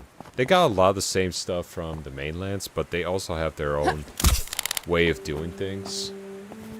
And considering it's such a hot place to go to, especially during the summertime, like even a lot of the people from the mainland, they go over there just to take, you know, a nice little break from the usual hustle and bustle that is the mainland.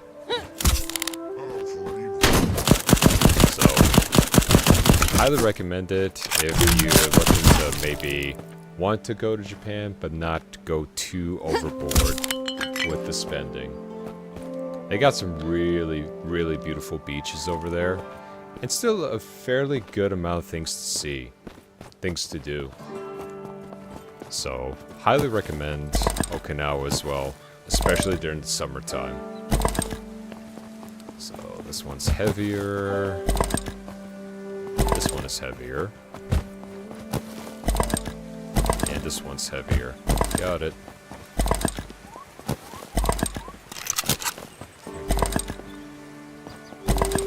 This one is much heavier. What about this one?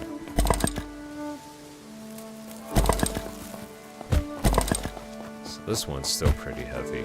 Alright, let's see here. I imagine the food was good. Yeah, I was talking about it not too long ago. The food was really good over there. Like I said, the takoyaki, really delicious.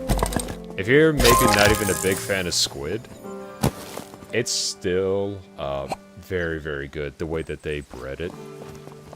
And a lot of the seafood, like especially sushi with eel, oh man. I never thought I was a fan of it up until I actually had it, and oh my goodness. Takoyaki and just eel sushi, or just fried eel in general, some of my favorites. Highly would recommend it. And then there was also that little story about how the McDonald's food actually tasted a lot better than it did in the States.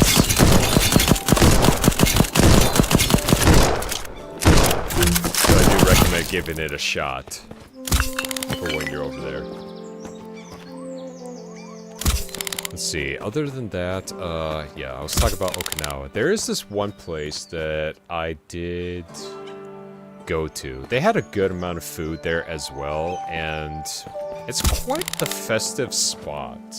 But it's mostly just a tourist attraction, but it's right by the beach, and there's all these like small little shops that you could go to, like ice cream parlors, restaurants, even like small little shops just to buy like anime memorabilia, even some like small little card shops if you're still into collecting, like that.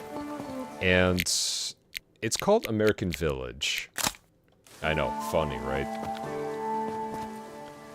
It's more or less kind of like a soft middle for... Excuse me. I gotta drink some water here. My throat's getting a little parched.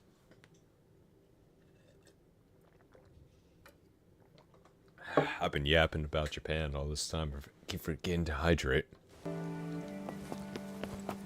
But, yeah, especially if you go see it when it's getting festive, especially in December. Even in mainland, they are big when it comes to certain holidays, especially Christmas. Like, they put in so much effort for lights, as well as, what else is there? Just all-around decorations. You have people dressing up in Santa outfits. It's just... like, you really feel the festivities when you're over there. They got all these, like, fun little bands that would be playing out there live, and even considering that Okinawa is more south than Japan, they still get some snow out there, and it's still pretty good in terms of the amount. So even something like sledding or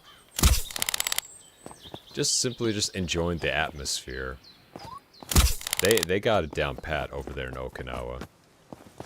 But if you really do hate the winter, then summertime in Okinawa is a great time to hit the beach. So, whether it be the during the winter time to enjoy the festivities, or during the summertime to hit up the beach, Okinawa is a good place to start.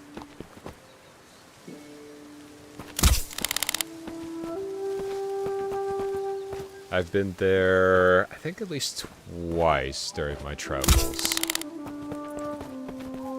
First time over there I was stationed, and then the other time I went over there with some friends. And it was a very, very good time. We got to see a whole bunch of small little mom and pop shops. They had a really good ice cream parlor, and me, who's not really big into sweets, it was surprising that they even had a, whatchamacallit, even like frozen yogurts and everything. So even a good healthier choice for someone like me.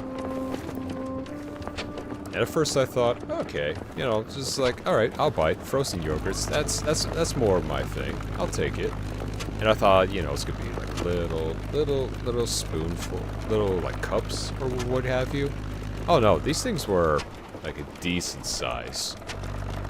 Like, after I had this thing, I was good. I was good for a long while before we had to eat again. I can't remember what it was called though. Might have been, what's the shop's name? Like Blue Elephants?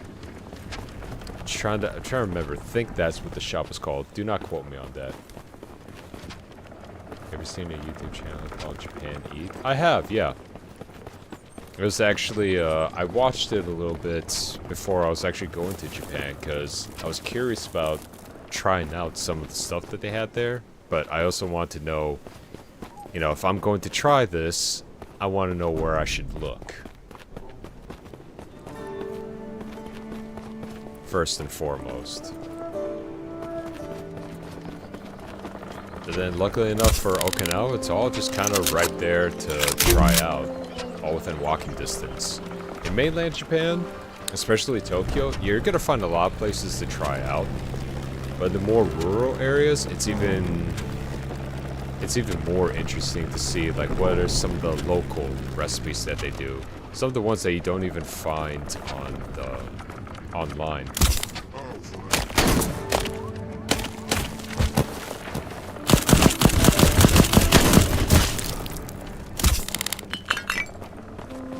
Let's see, what else was oh yeah, the open baths. The open baths. Those. Oh man. The open baths are something else entirely. Like, if you want just absolute relaxation and rejuvenated, or even better yet, just revived. Just not only in your body, but in your soul. Those outdoor baths, highly recommend them. At least try once. Because, for me, when I was out there in Japan, we had to go a little bit further down south. To more rural areas for that. Because, a lot of the, like, the big touristy places, they are not too keen when it comes to... How should I put this? They're not too keen on visitors, especially ones that have tattoos. And for me, I have two. One on each arm. But, you know, it's... The main reason it being the whole thing, like, if you're tatted, you're more or less, you know, you're probably with the Yakuza or something, and...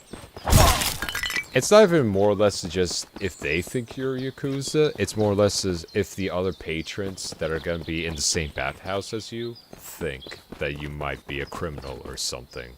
So, they try to do their best to avoid situations like that, which I completely get. Like, you don't want to be scaring the other patrons, and then they start to because, oh, they're letting criminals into their spot. But, luckily enough for us, we managed to find a place where they said, oh yeah, your tats are fine. Like, we don't care. We get how you tourists like to get tatted up. We don't mind it at all. But I said, oh, okay. Well, I mean that's great. They just goes like, but I mean, if you still think it's gonna bother someone, we have these like little sleeves that you can put on to help cover them up, like these like little waterproof patches. And I said, oh, okay. So I put on these like little waterproof patches, and they completely just concealed my tattoos. Plus, a lot of them actually had more of what my skin tone was, which was pale, pretty pale at the time. So, it worked out quite nicely. What was interesting was, when I got in there, it was just, you know, this wasn't just, oh, you're bringing in your swim trunks. Oh, no, you're going in with a towel, a bucket, and nothing else. And just like how you would imagine it would be, like before you could even get into the bath, you would have to wash yourself off. Because that way it doesn't affect, you know, the minerals and everything that's going into the bath, as well as it's a courtesy thing. It's a courtesy thing, so if you have stuff like hair gels or deodorant, it's not gonna affect the bath, and or if you're just dirty. You know, it's a courtesy thing to clean yourself up. Which, I mean, is what we do in the States in terms before going into the pool, but a lot of people tend to not do that. But anyway, I'm getting sidetracked. So, I got in there after I got done cleaning myself off. Now, here's the funny bit. There were 3 entrances. Now, granted, they were still labeled in Japanese, but I asked them, I was like, hey, which one can I go into? And the person at the front, she said, oh, you could go into the right one or that middle one. And I said, wait, 2 baths? So she goes, this is like, yes, you could go into both of those. And I thought to myself, oh, I thought nothing of it. It's like maybe one is a more open bath for you, and the other ones are more like private baths, because they do have something like that. So I decided, you know, let's go to the middle bath. Well, I found out real quick that it was an open bath, but it was not just for me, because it was a mixed bath. Yeah. And funny enough, there I was, with a whole bunch of other just men and women all chilling out in the same bath. And I thought, well, I mean, definitely something different. I honestly thought it was just gonna be just a regular private bath, but seeing how I'm already here, I'm committed, and I've washed up. So I said, yeah, do what they do.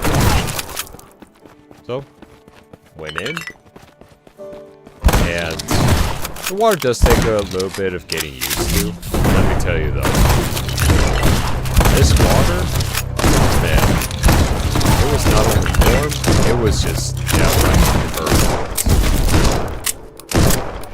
Little getting used to, but it was still very, very good. That's one way to get to know other people. Yeah, they're actually pretty good with that. Like, modesty is big when you leave the bath, but when you're in there, just people are talking to each other regularly, and I thought to myself, oh, okay, I'm just gonna enjoy myself, and I had a couple of them come up to me and start asking me, like, oh, you know, like, where are you from? Are you here? How do you enjoy this? Even a couple of people there, they're just like, oh, so, you know, what do you do? What are you doing? Are you enjoying it? Does this feel awkward to you? And I said, not really. It's new. I'm not gonna lie, like, this is my first time, so it's a little new, but it's not really bothering me all that much. Been jacuzzis like this before, but something as big as this, you know, it's a bit, it's new, but I don't hate it. And yeah, it was really, really nice. And you had, let's see, this ocean had a couple of different kinds of baths. You had the ones that were the more interior ones, and then you had the outside ones that were a bit more of like a nature type of vibe, like rocks and everything else just spread around. But those open air baths, man, they hit differently. Especially like you soak a good amount in there for like a good like 15-20 minutes, and then you get up and you feel like that cold breeze. It's just this huge rush, and you're just like, whoa. It's like at first I feel relaxed, now just everything just feels right. Let's see what this guy wants. This guy's got quite the mustache. Almost looks like Dr. Eggman. Suspicious. You've grown up so much, Ava. I remember you just a baby. I beg a pardon, in a very stressful situation such as this, I can't even introduce myself properly. Yeah, my name is Archibald Sparkle. I'm just gonna call you Eggman. That's gonna be a lot easier than that name. And I'm delighted to welcome you to the Hungry Gardens. Alright, tell me more about the gardens. My child, the Hungry Gardens is the center of the winemaking, not just in Aspia, but in all of Uznia. Our wine is served at the table of the Emperor himself.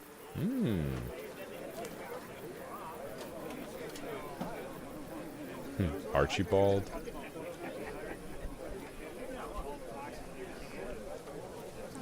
I mean, we could call him Archie.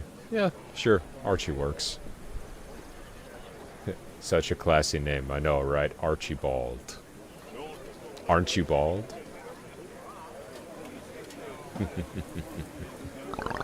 Okay, that was a bad joke. We've seen better days, sure, although everyone at Aspia has. The Sparkles, my renowned family, have always owned the gardens. My mother, Edith, used to run the vineyard. Then the right was passed on to me. My mother knew her wines. I think we've hit the jackpot in terms of saving this island. You should try her rose, the kiss of the night. Such a unique flavor. That actually sounds like a pretty banging name for a wine, not gonna lie. That's the kind of wine you bring out for them special occasions. Or when you have a lass with you.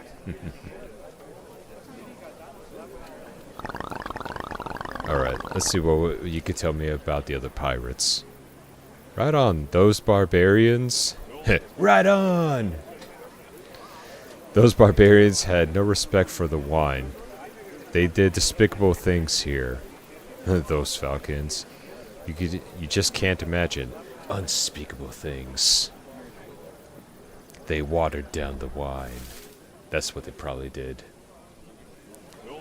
Or, ooh, actually, funny story to that. Or they probably spit out the wine after they tasted it into a bucket. The heathens. Yeah. That's what they probably did. They spat out the wine. How dare they waste alcohol like that? Who would drink white wine with meat? Oh, these memories will haunt me for the rest of my days. They destroyed the irrigation system. The water farm stopped working a couple of days ago. Oh, if great-grandfather Renaud was still alive, he would have had a stroke. I think you could use some help. You're right, my child. We will not last long without clean water. I would be very grateful if you fixed the water farms. They are located around the archipelago. I'll mark them on your map. Visit me again when you're finished. Alright, have some good old manual labor.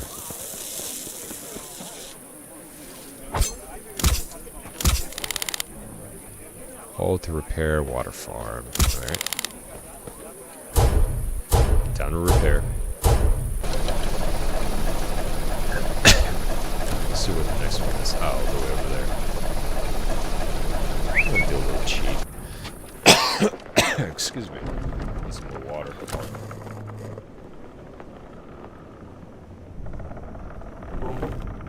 But yeah. Going back to the whole wine spitting thing. So, I actually took part in a wine tasting. This was a couple of years back. Went out with a lass, and she asked me, hey, you know, this city is pretty good for wine tasting. I said, okay, I'll bite. Where was this at? I can't remember the city. It was definitely somewhere in California. I'll say that much. It was definitely in California. And she took me to do some wine tasting. So I said, okay. Never did wine tasting, but I said, sure. So, we started heading out. Luckily, we took her car, because this is where the story's gonna get interesting. Just hang on a second on that. So we get there, right? It's this nice little, like, outdoorsy type of spot for wine tasting. Everyone's out there next to the beach on this, like, little patio. They're tasting wine. So I said, alright, well... So we had to pay, what was it? It was, I think, it was like $30 per person. But you could go ahead and try and taste these wines, right? They had, like, bottles upon bottles of this stuff. They also had people going around, you know, it's just like, hey, would you like to try this one? And they would give you a rundown of, you know, how it tastes, how it was made, what's in it, how much alcohol there is. You know, just it gives you a little something to go along with the wine. So I thought to myself, oh, okay, so I tested a couple of reds, a couple of whites, some I liked, some I thought were not so great. Hold on a second. Did you see what happened to the vineyard? This is a catastrophe. And they killed Bob, too. Not Bob! Anyone but Bob! Merciful heavens. He was my friend. He helped me take care of the harvest. Damn falcons. They'll pay for what they've done. I'm so sorry, Hank. I'll do everything in my power to stop them. I don't have time to spare right now. I have to make the funeral arrangements. But do you think you could help? Bob hid some grapevine saplings before the pirates attacked. Without them, he can't restore the vineyards. Do you know where I should look for them? In the northern part of the archipelago is an island with a huge shell on it. From there, go 2 islands down and 2 islands to the right. Okay, so northern part of the archipelago, island with a huge shell on it, and then 2 down and then 2 to the right. If you find the saplings, I'll reward you. Okay. Alright, but first things first. Let's at least get his quest done. So, where was I? Oh, yes. So, we're trying out all these wines. And at first, I didn't really take too much notice of it. Because, like I said, first time wine tasting. So I'm gulping these things down, right? I'm just gulping these things down. And here's the thing. You're not supposed to gulp them down. And here I am drinking glass after glass of wine. And the lass that I was with, she said, "What are you doing?" And I said, "What? I'm tasting the wine." She goes, "I mean, yeah." It won't stop me. They can't stop me. I was like, what are they gonna do? Like, make me stop drinking? I paid for this. I'm gonna enjoy it. But, yeah, no, she said that, like, you have to, you know, like, take the wine, swish it in your mouth, and then spit it into that bucket over there. Like, that's what that bucket's for? She goes, what'd you think it was for? I'm like, ice? To put the wine in? To keep it cold? I don't know. I don't know, something.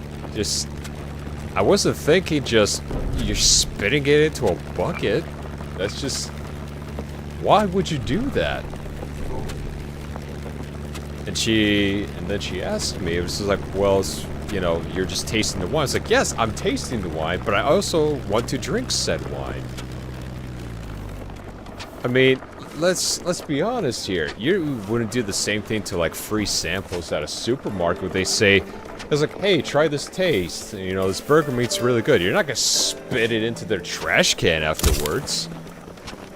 That's just, why would you do something like that? Oh, a second. Mary, thank you. Here's your reward. Ooh, thanks, Mary. We're gonna need to drop some of this stuff off, because we have a ton of loot. So, we are going to go... Where's our father's ship? It's no longer there anymore. Ah, there it is. But, yeah, so... I was pretty much arguing to the point of where I'm just like, look, if this is all you can taste wine, I'm tasting it, but unlike these heathens and these uncultured swines over here, I'm going to actually enjoy the wine how it's meant to be enjoyed, by actually drinking it. And so, about 50 plus tastes later, I was just absolutely sloshed. I mean, for one thing, it's just like, it's little, like, pours that they do for the wine. But at the same time, I was gonna taste all of them. Like, we pay to cover, I'm going to taste it.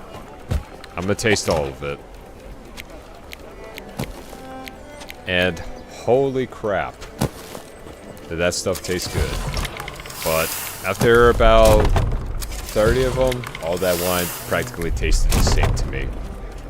It was funny because they kept asking me as well. It's just was like, oh, sir, what do you think of this wine? It went from, oh yeah, the taste is really good. You know, it's a bit sour and sweet at the same time, to, sir, how do you like the wine? Oh, it's good. Yeah. Yeah, can I get another? Yeah, this is good. This is some good wine. You should really give me more of it. And, yeah, so... as enthusiastic as I was to keep trying these wines, it got to the point of where, you know, people start to leave, and I've already had my fill of, like, the amount of money that I spent. And remember how I said that she drove me? Because, number one, my car was in the shop, And she knew the spot already, so I just thought, okay, you know, just, it's fine, no worries. You know, I'll at least pay for you, seeing how you drove me here, and you used gas. She was not prepared to be driving me back completely just plastered. I mean, granted, I didn't necessarily embarrass her, but at the same time, it's just like, come on, man. It's like, I just feel it's just disingenuous, the fact that you would go here, right? You would go to a wine tasting and not have the effects of the wine. It just did not sit right with me. It's like I grew up, you know, enjoying alcohol. It's like, if you're gonna make something, I'm gonna taste it. I'm gonna see if it hits or not, and then we go from there. But I don't know. Just wine tastings. I mean, it's probably just a whole different animal. But for me, I just, yeah. I mean, they didn't stop me. They could have tried, but they didn't. But funny enough, though, yeah, it was just... It just was... It was an experience, but would not recommend. Especially if you're actually looking forward to actually drinking.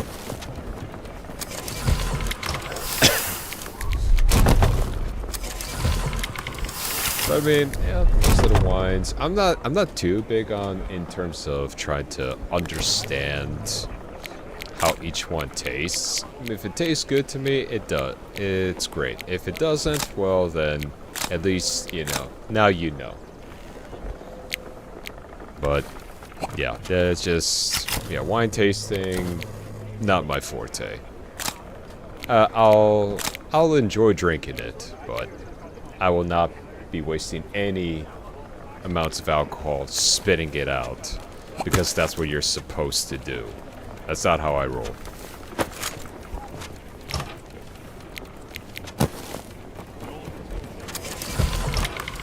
I just think it's heresy in the highest order to just waste perfectly good alcohol like that. So I don't believe in wasting food nor alcohol. Actually, we'll keep that one. Rifle butt. But yeah, it was definitely a time.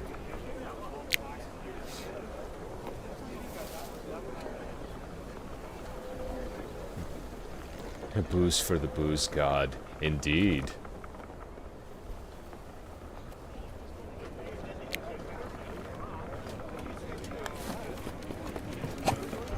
Yeah, I just wonder, out of all the Chaos Lords out there for Warhammer, I wonder which one would Booze probably go with. Probably Slanesh, if anything, since they're big on pleasure and everything else. More than likely. Let's see here. Let's go. Reviving Gardens. Right, we still gotta take care of... We still gotta take care of a good amount from that island as well.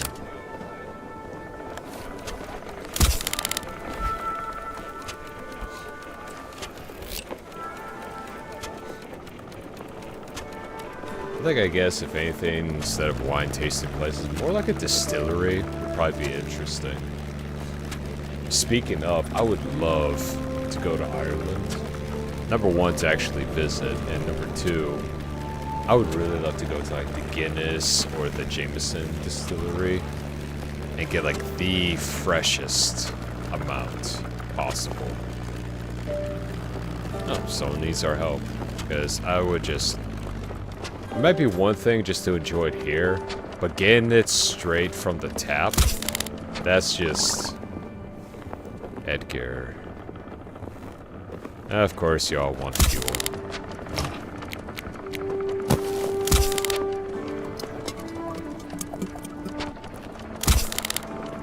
But yeah, I would love to go to some of their distilleries because I've only seen pictures about it online, and man, it was oof.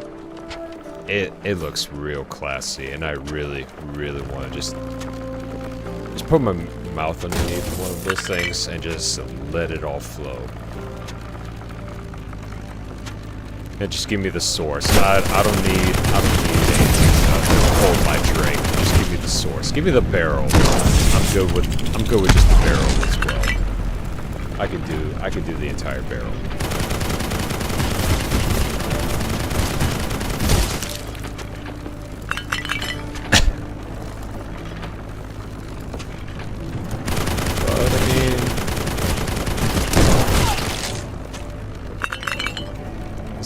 There's a good amount of other things I've tried out as well in the past. A little bit of stuff from... Oh yeah, going back to the whole thing with Japan with Habu Sake, I'll say that much. That is a very acquired taste, which thankfully I had. Because that stuff is not for everybody. Now, if you just joined in, I was talking about a whole amount that I was eating and drinking in Japan. But Habu Sake, if you're not familiar with it, is pretty much sake with a snake in it. And it's the thing that pretty much gives it its own little kick, per se. Its own little bite. And out of just regular sakes that I had, like Habu Sake, it's definitely something else. I really enjoy it. Just a good time with that.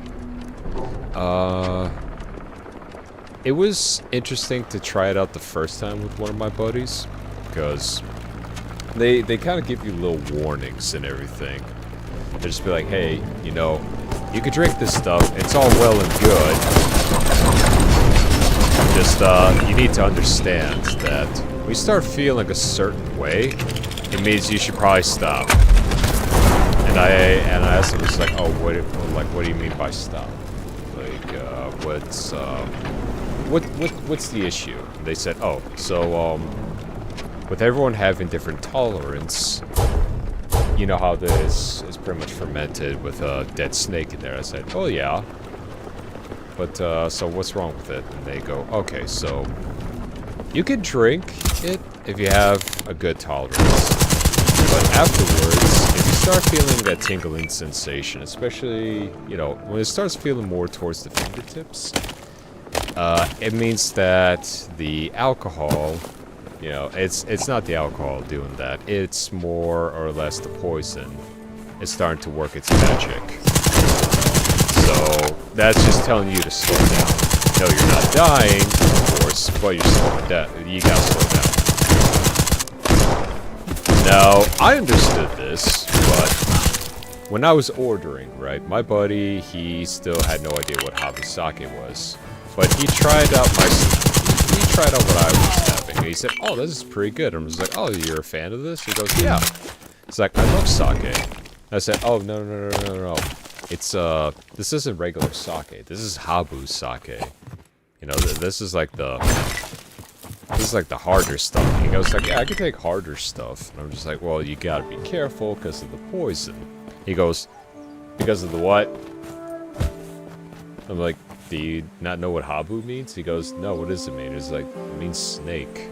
Like, there's a literal dead snake in there. And because of the snake, yeah, you have to be careful about that. Because if you start to drink too much, do you feel a tingling sensation in your fingertips? He goes, yeah, why? I'm like, well, that's the poison working. And before I could even finish my sentence, this guy, he is freaking out. Because he thinks he's about to die. So he's going to the waitress, he's in a full panic. Like, this dude climbed furniture to ask her, it's like, can you call the ambulance? And then I told him, like, no. If you're feeling that tingling sensation, it just means to slow down. You're not dying, you just gotta slow it down a notch. And he goes, oh, why didn't you tell me that? I was like, well, I tried to, but then he ran in a full panic. But then after doing that, it was actually pretty hilarious. How he just kind of sat there just looking around, and I could tell a lot of the locals that were working there, they were kind of just keeping it to themselves and just like, oh man, he thought he was dying. Like, I get where he's coming from, but I mean, I even told him, it's like, hey, if you're fine now, then you're not gonna die. You were just having a good time, but yeah, no. After that, he made sure that whatever sake he was drinking was just regular sake. Even though I told him it was alright, he did not want to chance it one bit. So I said, "Oh, okay. Well, no worries. Just more for me then, I guess." But I can never forget his face. Just his eyes just widened, and he ran for the hills. He bolted because he thought he was about to die.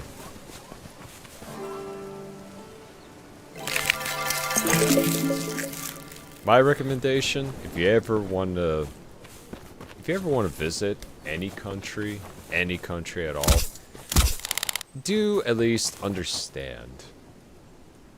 I imagine if you had stomach ulcers, that's dangerous.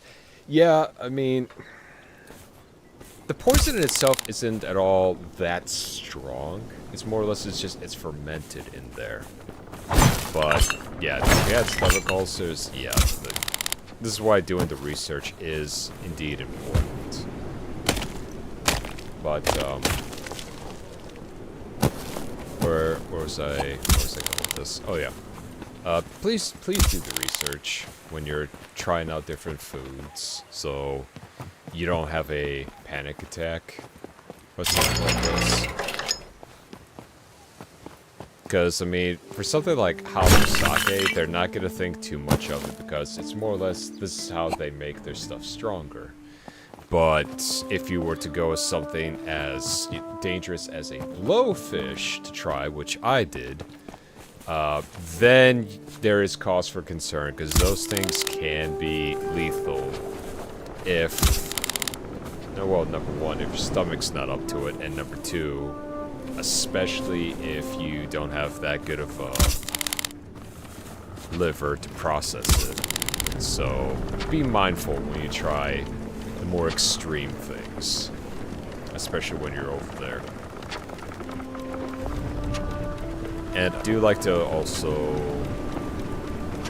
going into the whole thing of visiting, I do like to harp on the whole thing of just, especially with the recent events of how there's been not so respectable tourists going over there. Not all of them, just a very small percentage that have been not so kind to the local population. So I've always been, told this even when I was there throughout the military and everything else. You don't go there as, just as a tourist. You're representative. Now, granted, for me, that was first, being military, but even now, I still kind of look at it from a civilian standpoint. I mean, you're here to, excuse me, basically represent your country when you're going there. So, if you're gonna act like an ass while being over there, that's pretty much how they're gonna think of you as such. So, it's best that, just be respectful, because then that way you don't go ruining it for everyone else to actually want to, experience the culture. Got it done, Johnny Somalia. Yeah, especially that guy. Don't be like that guy. Like, that is some very low level, just human being you will ever be. And that's putting it lightly, calling him a human being. Anyway, Falcon Bandit. Don't need to Don't need a match to burn it all. No sound rings louder than our call. Oh, this guy's a poet. There's just one thing the falcons say. If you stay silent, you are the prey.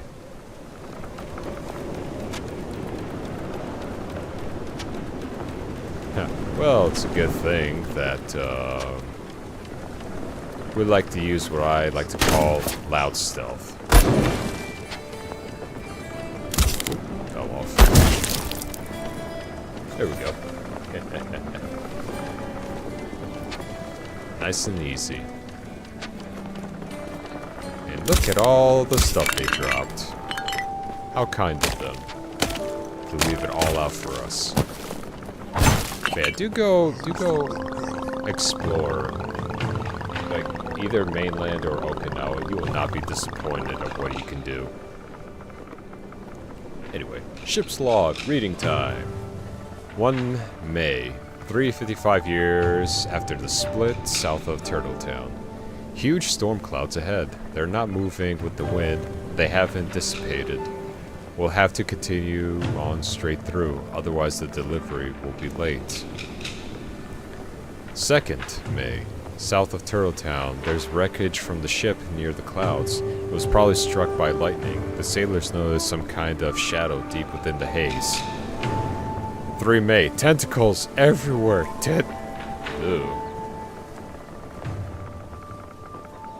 Oh boy, that was, that's a time. I'll say that much. That's a time. I'll get a snipe off.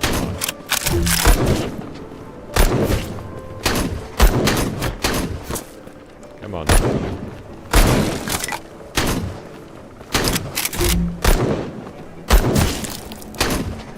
Main baddie out of the way.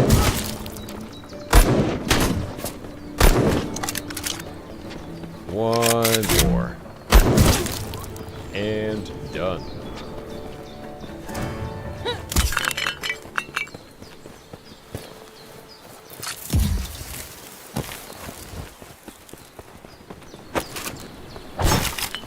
Such a nice little spot. Perfect for plundering.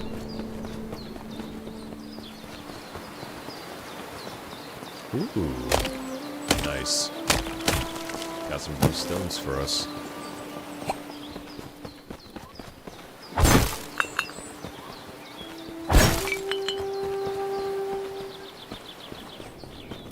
Also, what else surprised me over there is just how clean everything was. Like, everything everywhere. Even down to even the gas station bathrooms.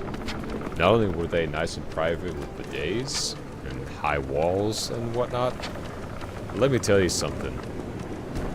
That stuff was spotless compared to the horror stories that you see in the States with how gas station bathrooms are. No, these things were spotless, and I gotta say, you almost feel bad about using them, considering how clean they are.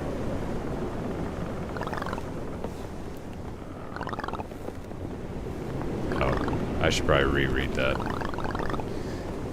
I have 9 gold coins that I put into 3 sacks. Okay. Second stack has 4 coins. Okay. If I move 1 coin from the second stack to the first stack, then it would be the same number of coins in each stack. So it'd just be 3. I'll never give anyone my coins. I'll take them to the grave, but they'll work for the lock combination. So it's just...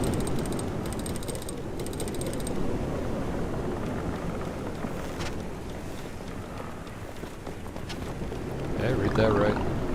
Alright, so 9 coins put into 3 stacks. So that stack has 4. So the second stack has 4. Move 1 coin from the second stack to the first stack, then it would each be the same number of coins. Okay. So instead of it being all the same, so...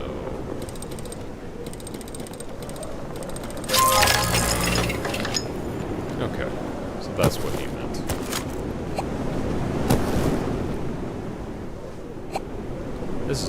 helpful mod.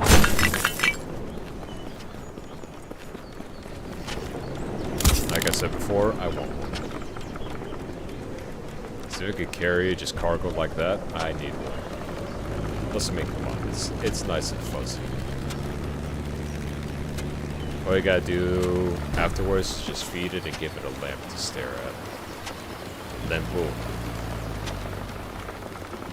Perfect pet for a situation like this.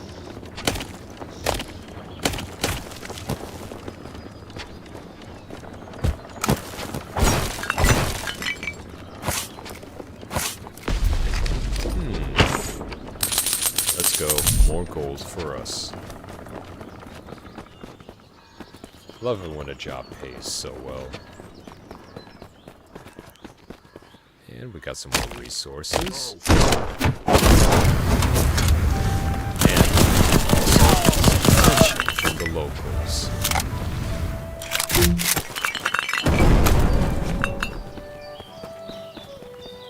Anyway. You guys are being awful. Let's fix that behavior.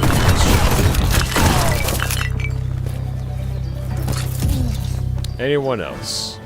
Anyone else want to interrupt me when I'm trying to go for stuff? Oh, you!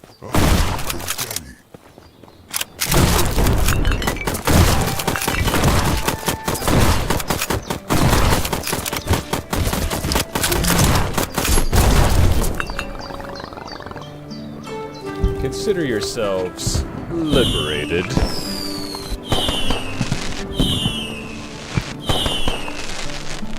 Hope all of you are enjoying this game. Highly recommend it if you want to try it out for yourselves.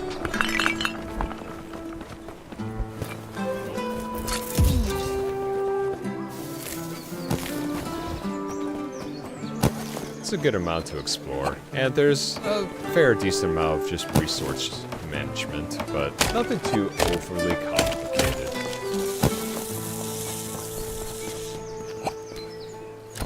But unfortunately, we are also full, so we're gonna have to change all that. We gotta put some of this stuff away.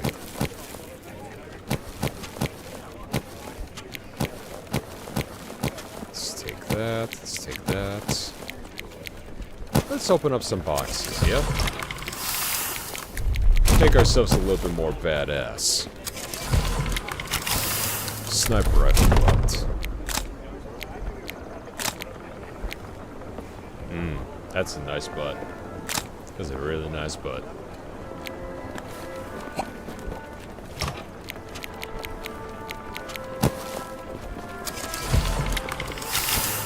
Ooh, rifle barrel. Okay. Which one? Ah, for this one. Ooh. That's going to get it quite nicely. I like that a lot.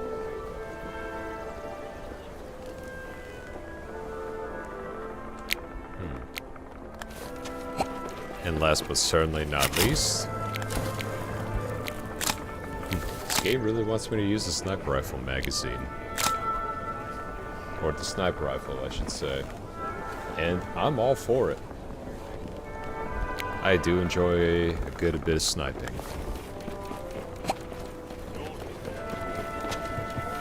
Let's see here. Well, we also happen to have a good amount of money, so I think it's about time we upgrade.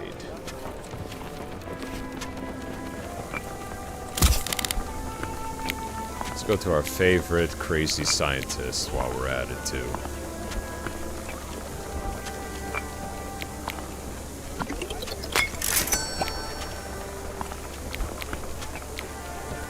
Oppressor. Jericho. Oh, man. We get a freaking orbital beam cannon? Let's go. Oh. The Oppressor or the Jericho.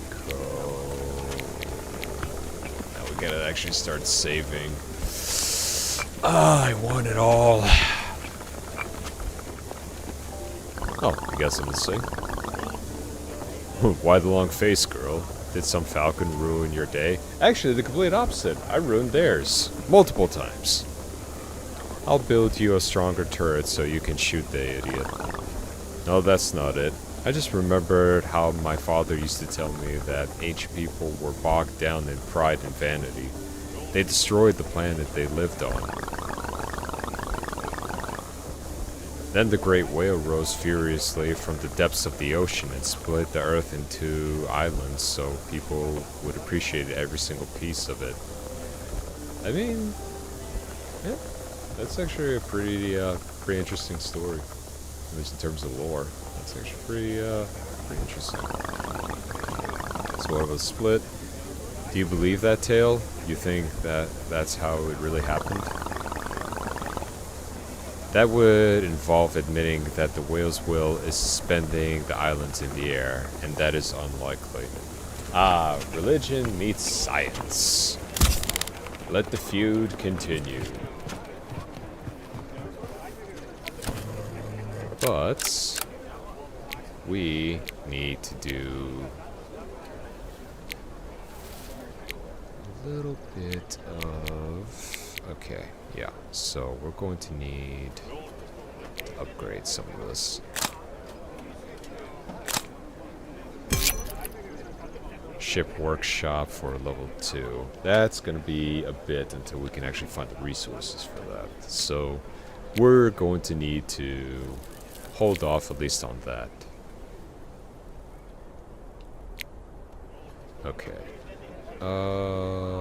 Yeah, these are actually pretty good. Alright. Well, we can't do much for the weapons for the time being, but we could definitely do something about this.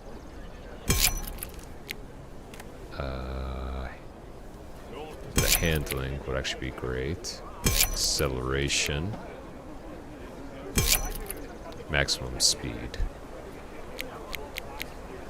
Well, that should be good up until we actually start getting more resources to upgrade our shops. So that way we can upgrade our arsenal. In the meantime, let's see. Okay, so this one is full. This one can at least have one extra upgrade.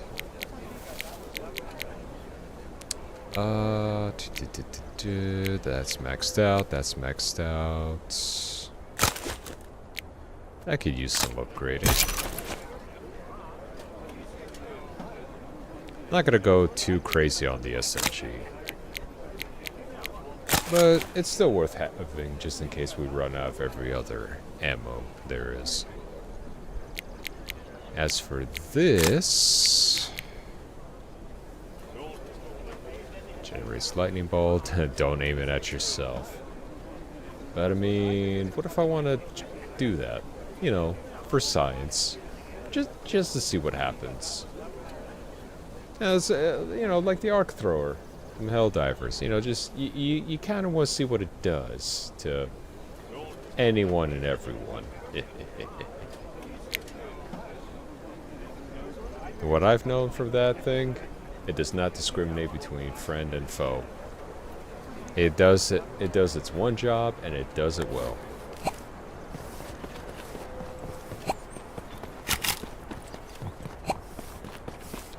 Now let's see here. Yeah, redwood and granite. That's what we're really going to need. You got a good amount of resources, but nothing that I could really put towards. Yeah, it doesn't. I mean, yes. I am sometimes guilty of it, but a lot of times I tend to use just the arc dog, and I can't help what it does. I mean, it's got a mind of its own. It has a mission, you know. It protects me, and it kills anything that's a possible threat. So, I mean, sometimes guilty. I mean, yeah, sometimes, you know, it's not perfect, but, you know, the scientists did their job. It still eliminates threats for me. I have no qualms with it. So yes, it's only sometimes guilty. Anyways, I will be right back. I just need to take care of something real quick. Be right back.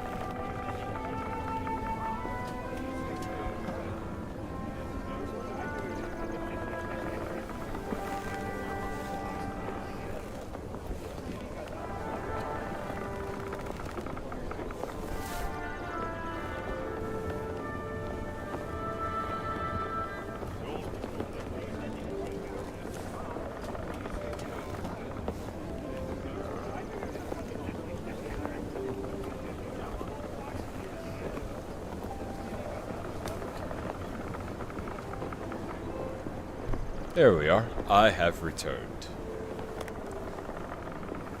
No, come on.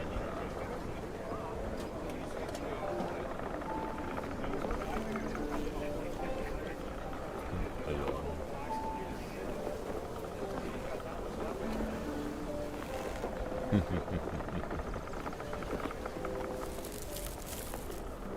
But yeah, no, the arc thrower and the arc dog. What? There's nothing to be mad at, or the Tesla tower. That one does the job real well.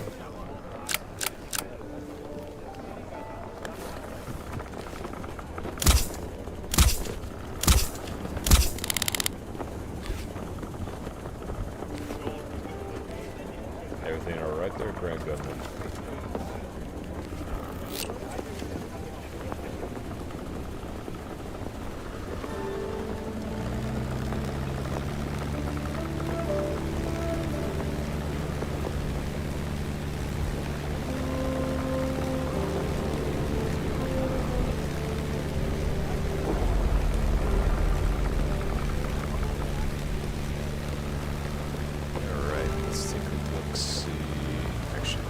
Fast travel unlocked for that.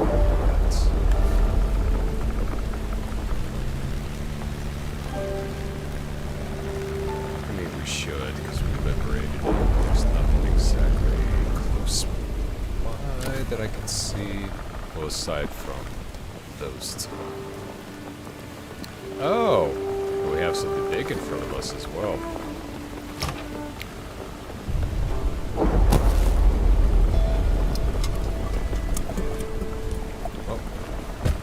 Prepare for a fight.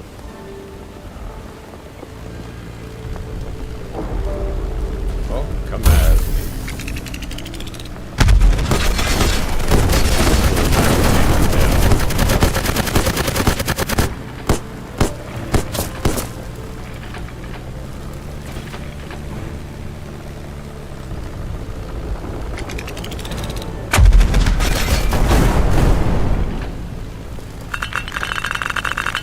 Getting better, crew. You're definitely getting better.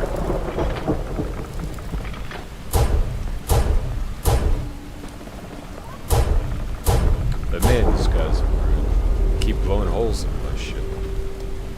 The audacity of it all. Can't they see I'm trying to rob them, not the other way around?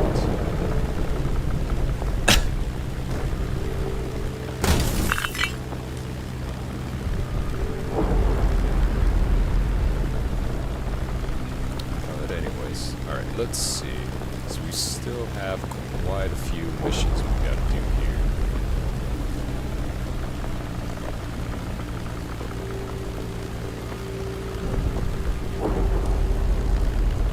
Ah,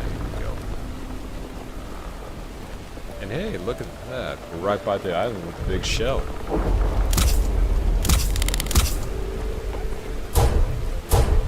This gave you a nice... Alright, so we got the one with the big shell on it. And unfortunately, I guess we can't climb on it. There we go. Okay, so if I remember correctly, they said 2 islands down and then 2 to the right. So...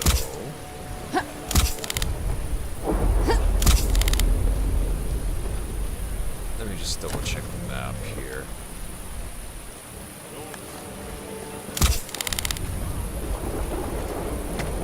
So I'm guessing we already hit the 2 islands down. Now we just need 2 to the right.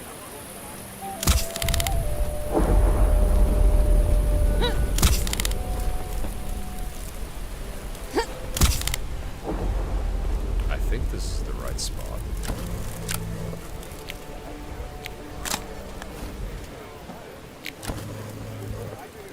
Hint from the shell, yeah, 2 islands down and 2 islands to the right. Dig up the seeds.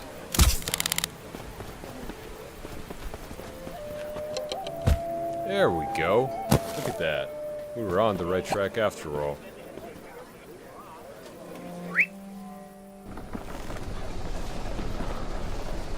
We're so smart.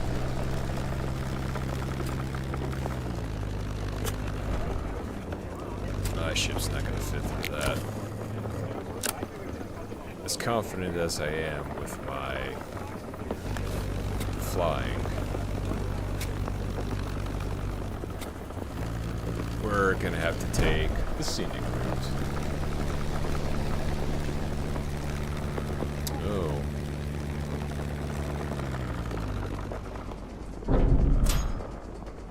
Ooh. No, that was close.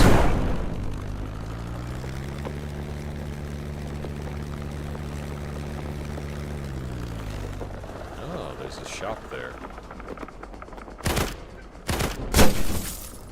There we are. Let's take a gander. Let's see what this one's got for us, yeah? Oh, weapon boxes.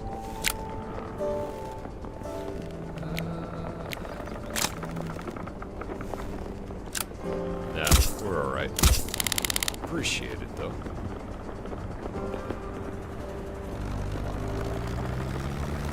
Take the nice little side.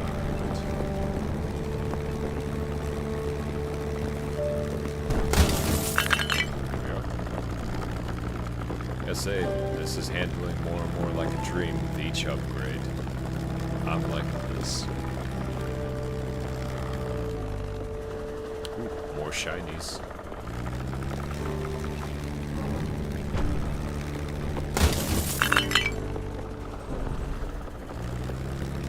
Pixelated games like this for me always take me back to some other older games that I just really miss playing. Some old classics from the past.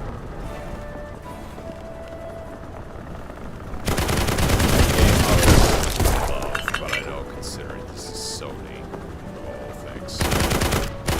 What I would absolutely love to just see Jack and Daxter coming to PC.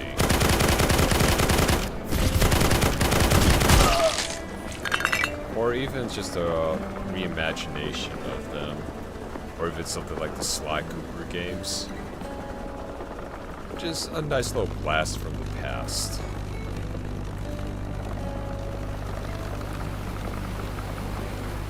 But I will say this much, there's also a couple other games I would love to see ported to PC without the need of having to use emulators. And those games would be Gravity Rush 1 and 2, and as well as Dragon's Crown. Both games have absolutely just phenomenal style in terms of graphics and everything else, and they're just overall fun. Some might call it more of like a niche type of games, but those games, like Gravity Rush, so much fun. I remember Gravity Rush is amazing. Oh yes, hands down.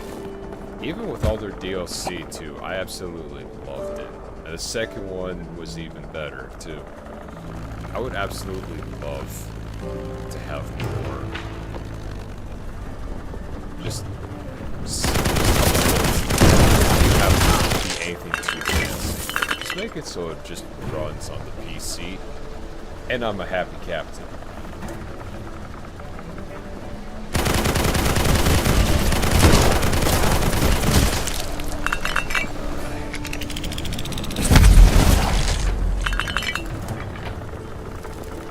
Don't get why they keep trying to attack me. I've already destroyed a bunch of their ships, idiots.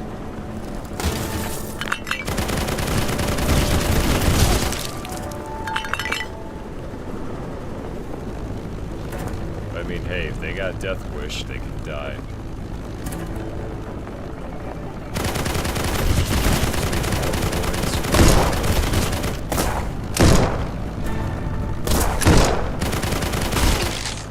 Even though you shouldn't be anywhere near this territory. But, anyway, but yeah, going back to Gravity Rush, especially that game, like the music, the atmosphere, and the characters, man, the characters.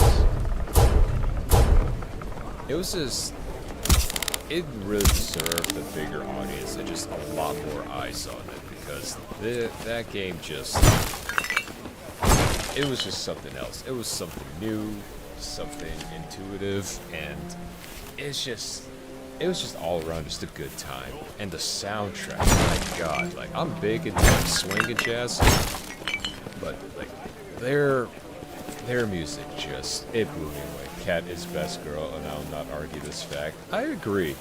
I do prefer Raven a little bit over Cat, but I will not downplay of just how much of a wonderful character she is.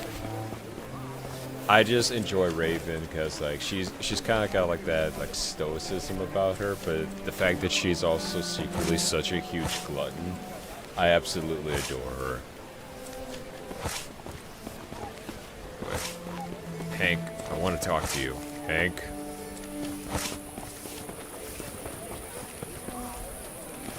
Okay. I'm trying to bring the seats to Hank. Oh.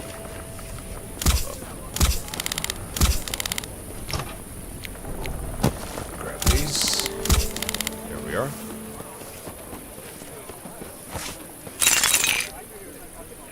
It took a lot of work, but I managed to find your saplings.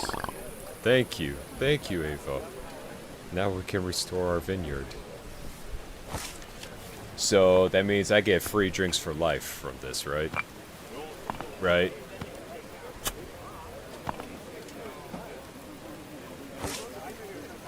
But yeah, no, definitely one of the best games that I played, at least back on the PlayStation 4, was Gravity Rush. And I feel that especially in an era nowadays where we're full of like remakes, remasters, or even re-releases, as much as people would hate on that, I wouldn't necessarily want a remake or remaster, just a port. Just give me a port, and I will gladly pay to have that game, because that game was something else. And Dragon's Crown, a co-op, you know, just hack and slash, still want Ratchet and Clank collection. Me too. I want a good amount of different collections, but knowing Sony, they'll probably just try to re-release The Last of Us 2 again for like the third or fourth time. I don't even know. Instead of releasing all the good games that actually came out a while back. But I mean, hey, that's just me. Yeah, no. Give me like Gravity Rush and Dragon's Crown, especially Dragon's Crown. Like, I have never seen a hack and slash like co-op game, but everything is hand-drawn animated, like full-on hand-drawn animated. It blew me away.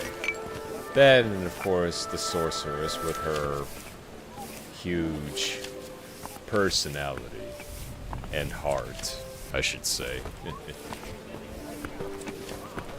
But no.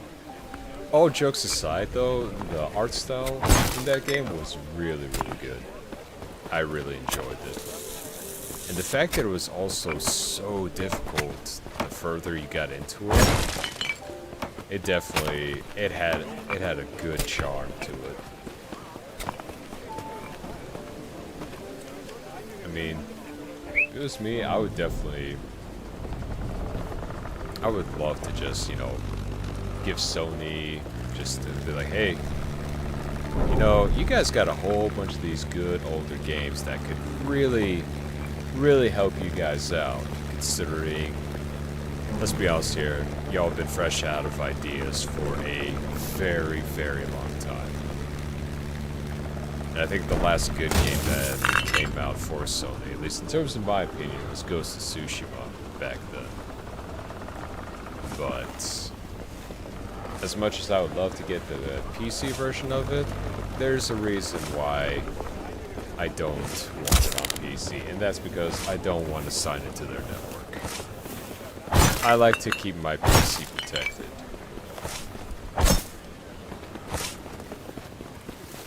That's just me.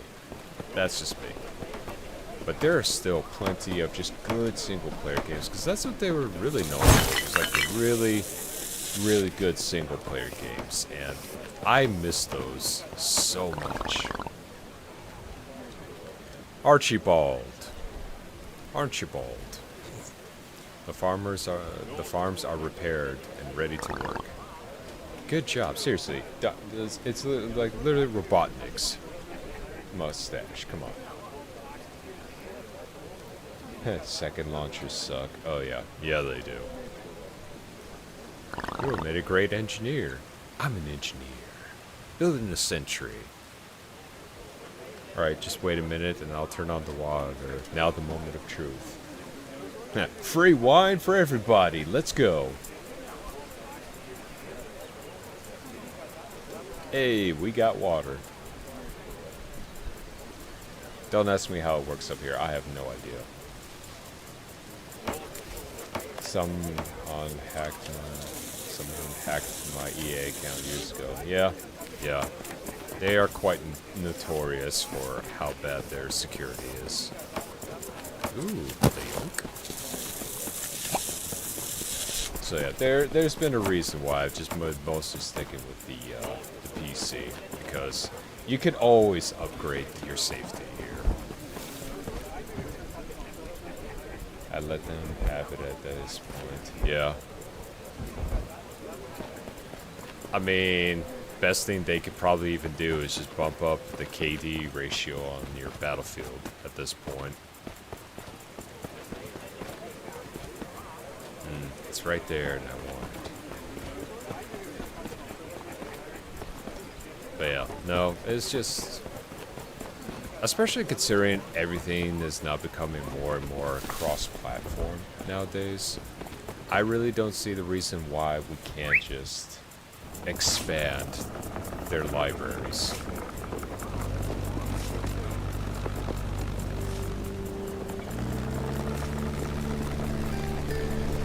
I mean, if you want someone that's even more stingier, I'd probably say even Nintendo with their games, because God forbid, you know, you have access to their games on their platform.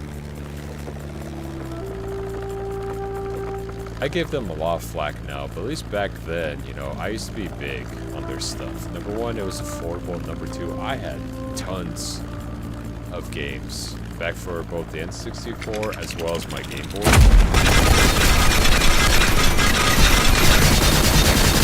I really, really enjoyed their titles back then, but just like with a lot of their other games that have been possibly not the same ones, I just feel less proud of them.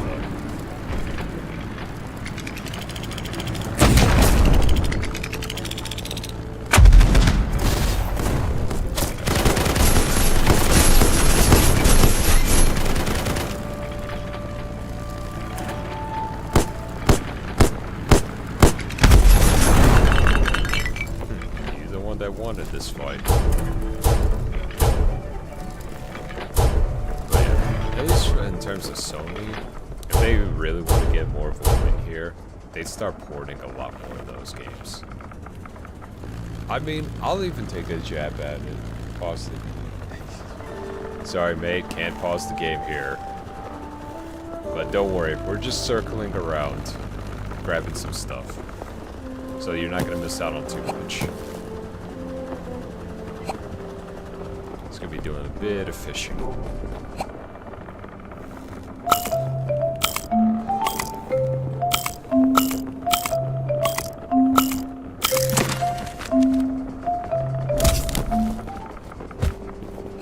There we go. More stuff for us.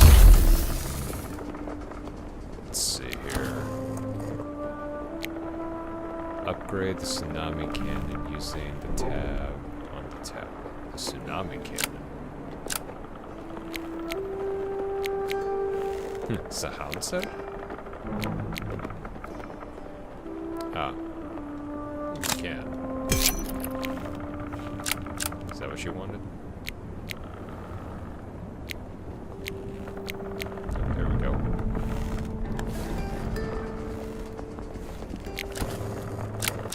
Sky ship.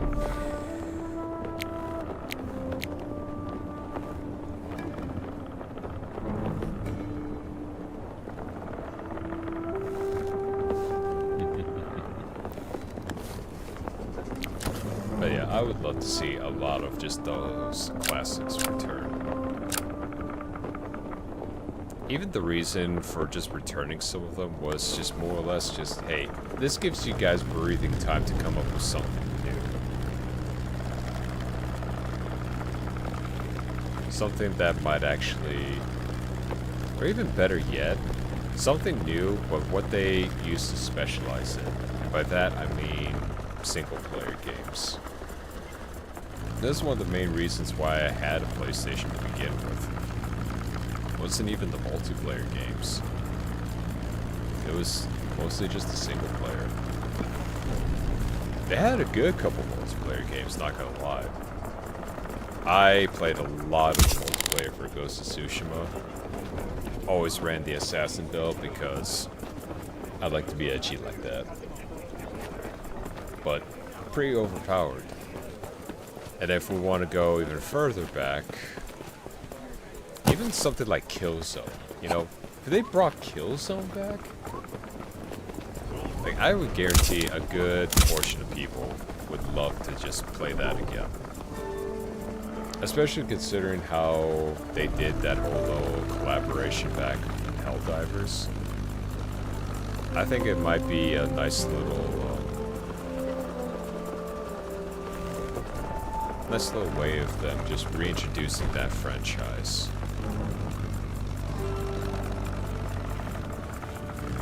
But if we also want to flip over to the other side, I would absolutely pay top dollar for Gears of War collection, the trilogy. Not the ridiculous Reloaded that they came out with that, let's be honest, did not change at all. I'm talking, just give me the original trilogy, bundled up, give it the same respect that the Master Chief Collection got, and just let people have it. Port it over, graphics and all, just optimize the frame rate a little bit, and you're golden. So I'll tell you something, I wasn't really that good when it came to the multiplayer, but Horde mode, that'd be my jam. I enjoyed that stuff more than I did COD Zombies or Firefight from Halo. Gears of War was just, man, that stuff was my bread and butter. And I absolutely adored that stuff. I would love to see that come back. I really would.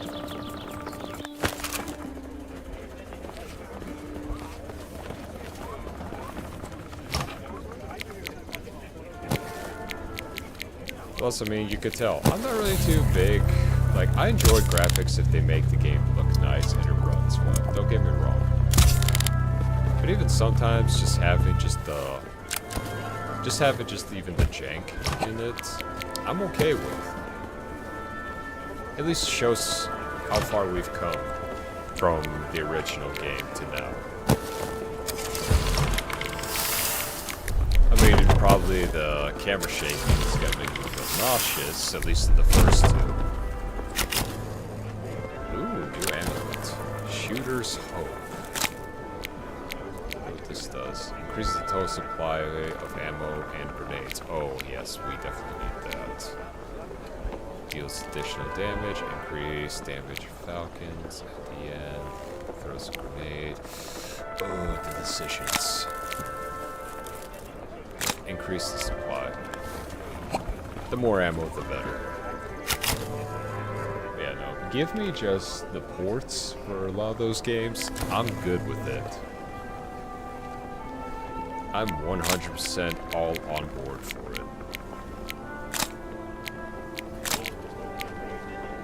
I mean, a lot of these companies, they got a treasure trove of games that are just sitting there.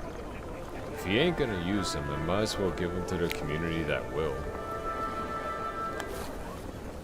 I mean, I could even give out the standing argument that one of the greatest games that I've ever played, Left 4 Dead, that thing's still alive to this day.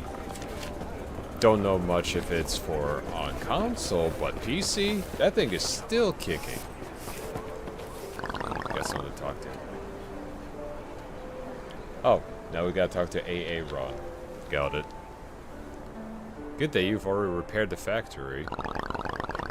We keep missing one resource or another. It will allow us to process them without waiting for you to get the ship or weapon steel.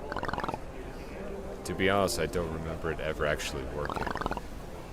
Last time it was started up was during the war with Nordvold. 20 years have passed since then. The equipment there is old, so I will change the oven layouts, update the furnace casings, and replace the heat insulation boxes. So you will rebuild the whole thing? What did I press X too hard. So give resources, then repair the factory. Process one ore into steel.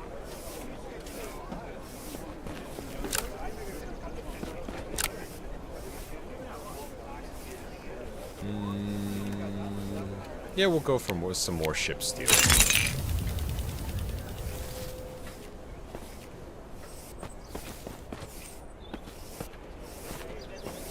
But, yeah, no. They got a whole treasure trove of games that they could just absolutely use while they try to think up of a new one. But process one ore, find resources. Yeah, too easy, mate. Too easy.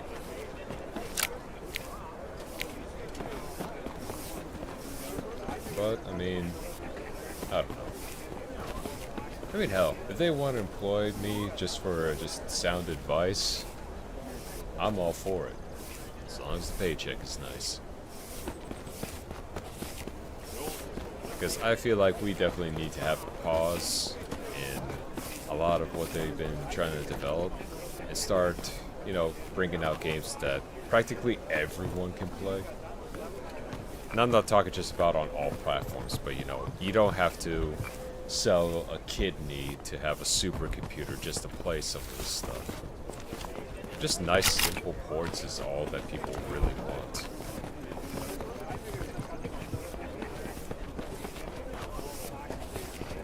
But I don't know. That's just me just thinking out loud.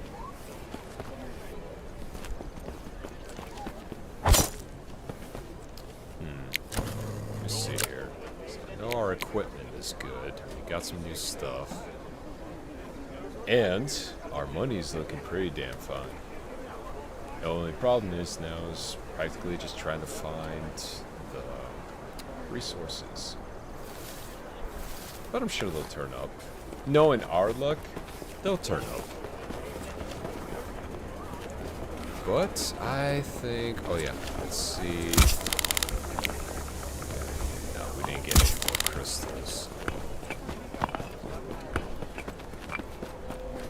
Looking forward to it though. Who knows? Maybe we'll get lucky this year and actually get the Marcus Phoenix collection. Or who knows? Even E-Day for Gears of War might be pretty good. Might. Because I'm not really sure. I've been a lot more skeptical as of late. Even with some of my most favorite franchises. I mean, I kind of dodged a bullet knowing that I didn't pre-order or even buy Borderlands 4. But with everything that's been cause for concern about all the tech they've been using, it's been making me want to play it safe more and more. But indie games like this, oh yeah, if it's fun, I'm putting money into it. They ain't gotta worry about that, but my other franchises that I used to love, I've gone from just enjoying it to practically just observing these things under a microscope. And yeah, I'm smarter about it, but I hate doing it. I feel like that's what I'm really trying to come across. I hate doing it. But I'm not going to be all negative about it. We're here to have a good time. I felt like I've just been rambling on and on about some of the stuff. But good vibes here.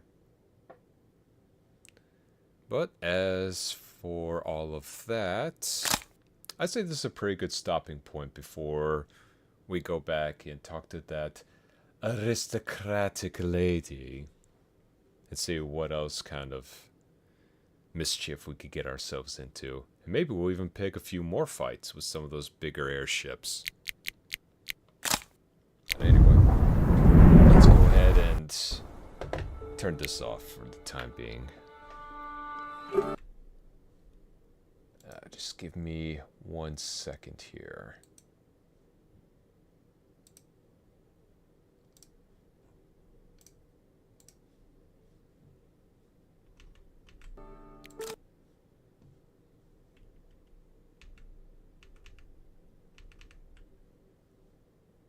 Yeah, definitely getting better at this.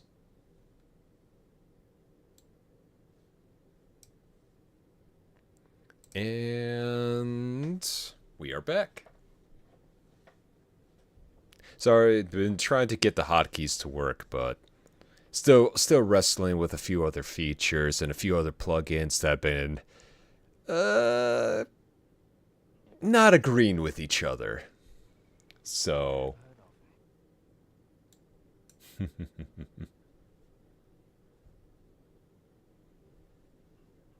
I may not be the most noble captain, yes, but you have heard of me.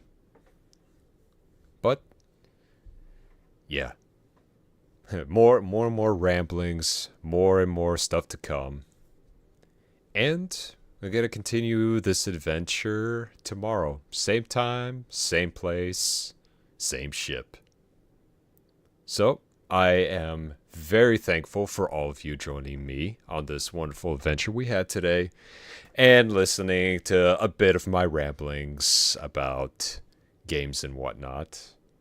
And I hope you also enjoyed all the fun little experiences that I shared with you while being overseas. So, that being said, I hope you all have a fantastic day or evening, depending on where you are. Take care of yourself. Fair winds and calm seas on your own adventures. And stay awesome, crew. Stay awesome. And this is your captain, shipping off again. Bye.